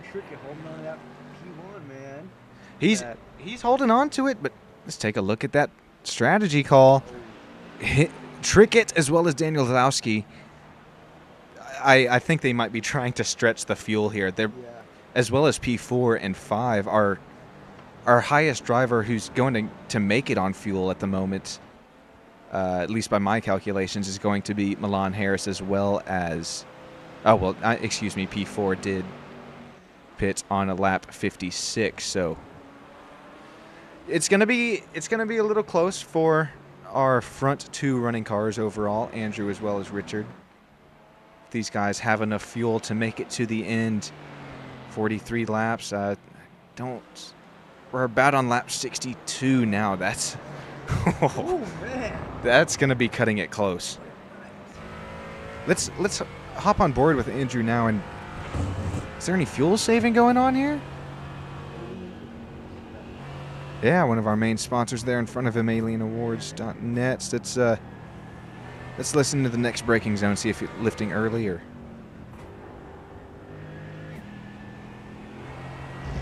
It didn't really sound like it. You got to get the power down there pretty hard. Yep, making that move on slower. Passing you up. There we go. Making that move. And here comes another slower class car, the GR86 of Volt. Nice turn, nice turn. Richard sitting here, P2, trying to make it work. And hey, that couldn't have been better timing. We were just talking about not thinking that fuel would make it. Andrew and Richard into the pits for just a splash of fuel, as this is going to solidify the lead. And quite possibly, if he's able to keep this car clean for 4.5 more minutes, the win to Milan Harris out of Rockefeller Racing. He's so close. He's so close, Sean.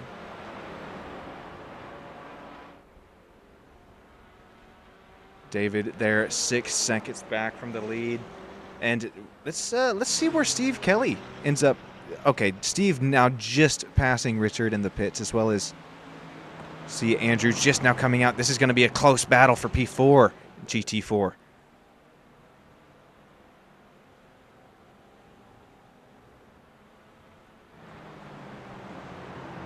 Andrew able to barely make that move work. There's Felipe right behind. Richard, Matt, Joseph, Felipe. Oh, we got Felipe's all over the place here. Jason Landry having a nice run. He's running 11th spot. Unfortunately, lost 7 since the start of the race.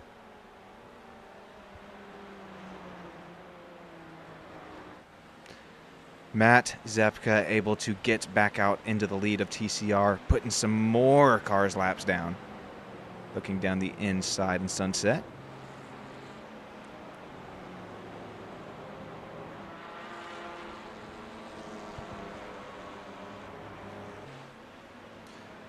Been here, done that before. These drivers just saying, please get me out of the car. Only a couple more laps to go. Yes, please get me out. I know that with these longer endurance races, you start building up a little bit of a sweat. Things start to look a little bit weird too. Gosh, racing for 2.5 hours. I know some of these drivers have teammates available to switch to, but I believe most of these drivers have just kept their fastest driver in the car tonight. And That's demanding. it is, especially for Andrew. Yeah. It takes a lot to drive these Toyota GR86, especially with the massive curbs here at Sebring, the bumps. And I don't think, correct me if I'm wrong, YouTube chat, but I don't think I have seen another driver come in for Andrew J. Sharp today. Nice, excellent run. Led all race tonight. Milan Harris making that strategy call. He must have, oh, we've actually seen a car wreck there. Take note of that, getting up on 2 wheels. But Milan might have been a little bit better at math than me to make this strategy work, because he's up now 4.8 seconds. Can't count out his pace as well, as that's quite frankly what's brought him up to the front, but able to make the strategy work as well.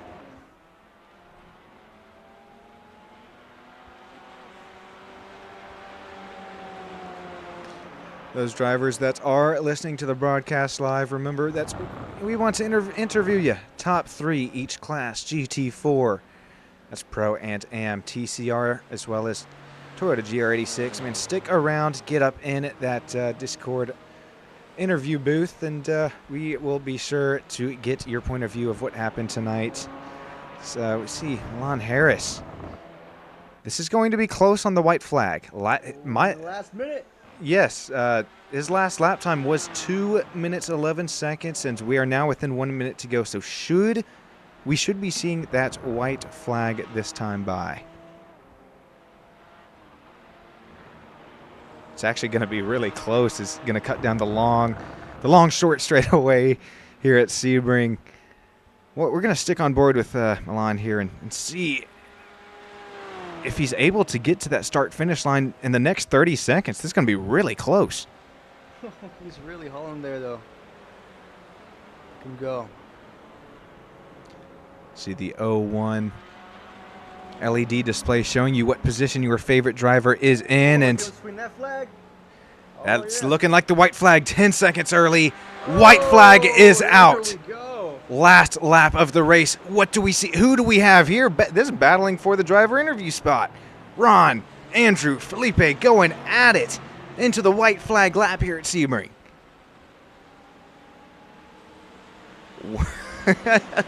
Side by side, Andrew, Richard heading into turn 1. This is what this whole race has gone down to. Andrew taking that inside line into turn 1, making it stick.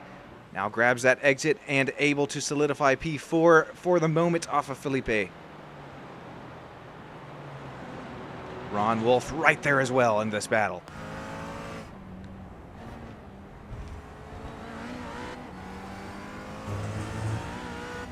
Ron compromises exit there. Now the battle's going to be between Andrew and Felipe for P4 overall. This is our closest battle on track at the moment. Heading into the hairpin for the final time tonight. Andrew, Felipe, Ron. Can't forget about Richard, also right there behind this battle.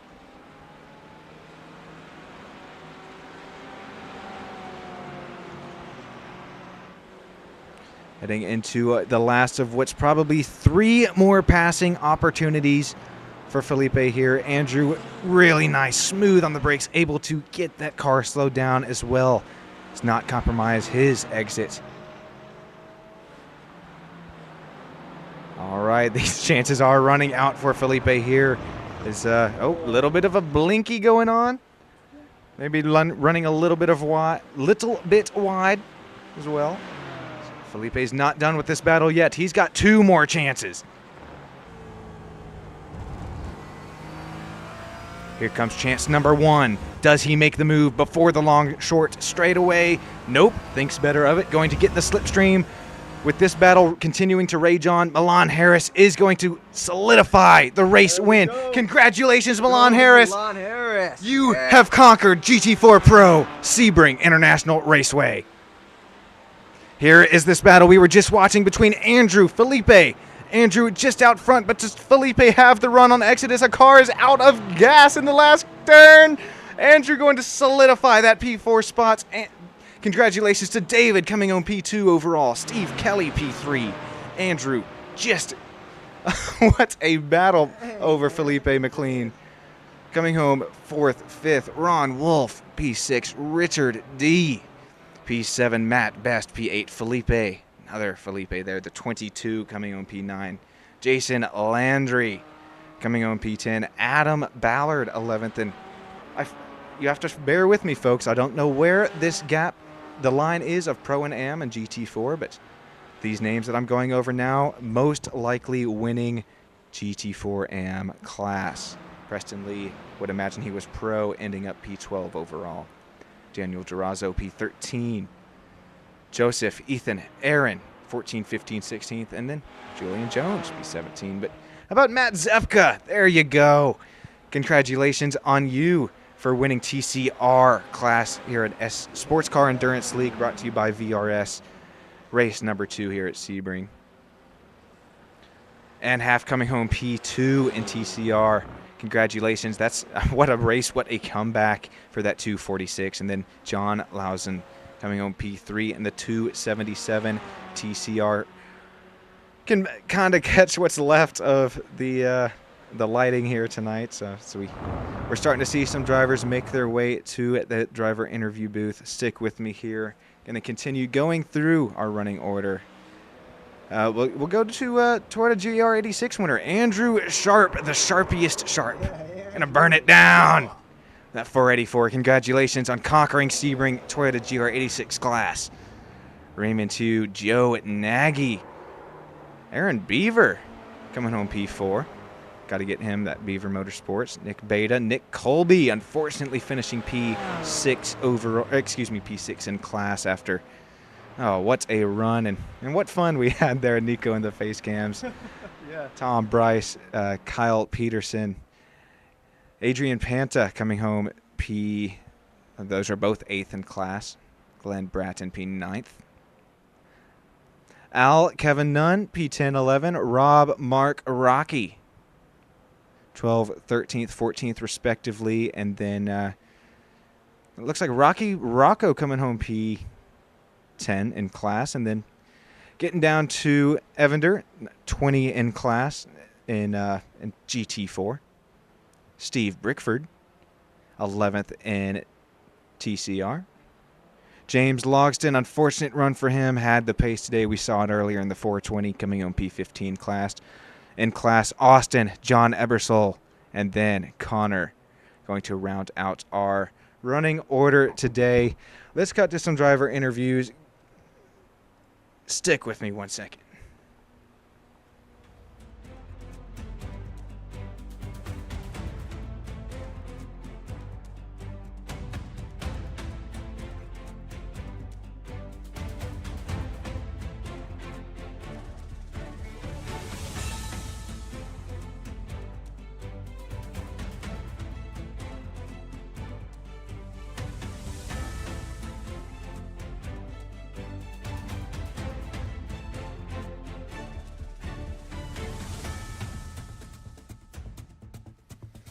Alrighty, looks like we got winner of GR86, the sharpiest Sharp of them all. Andrew, you got a copy, man.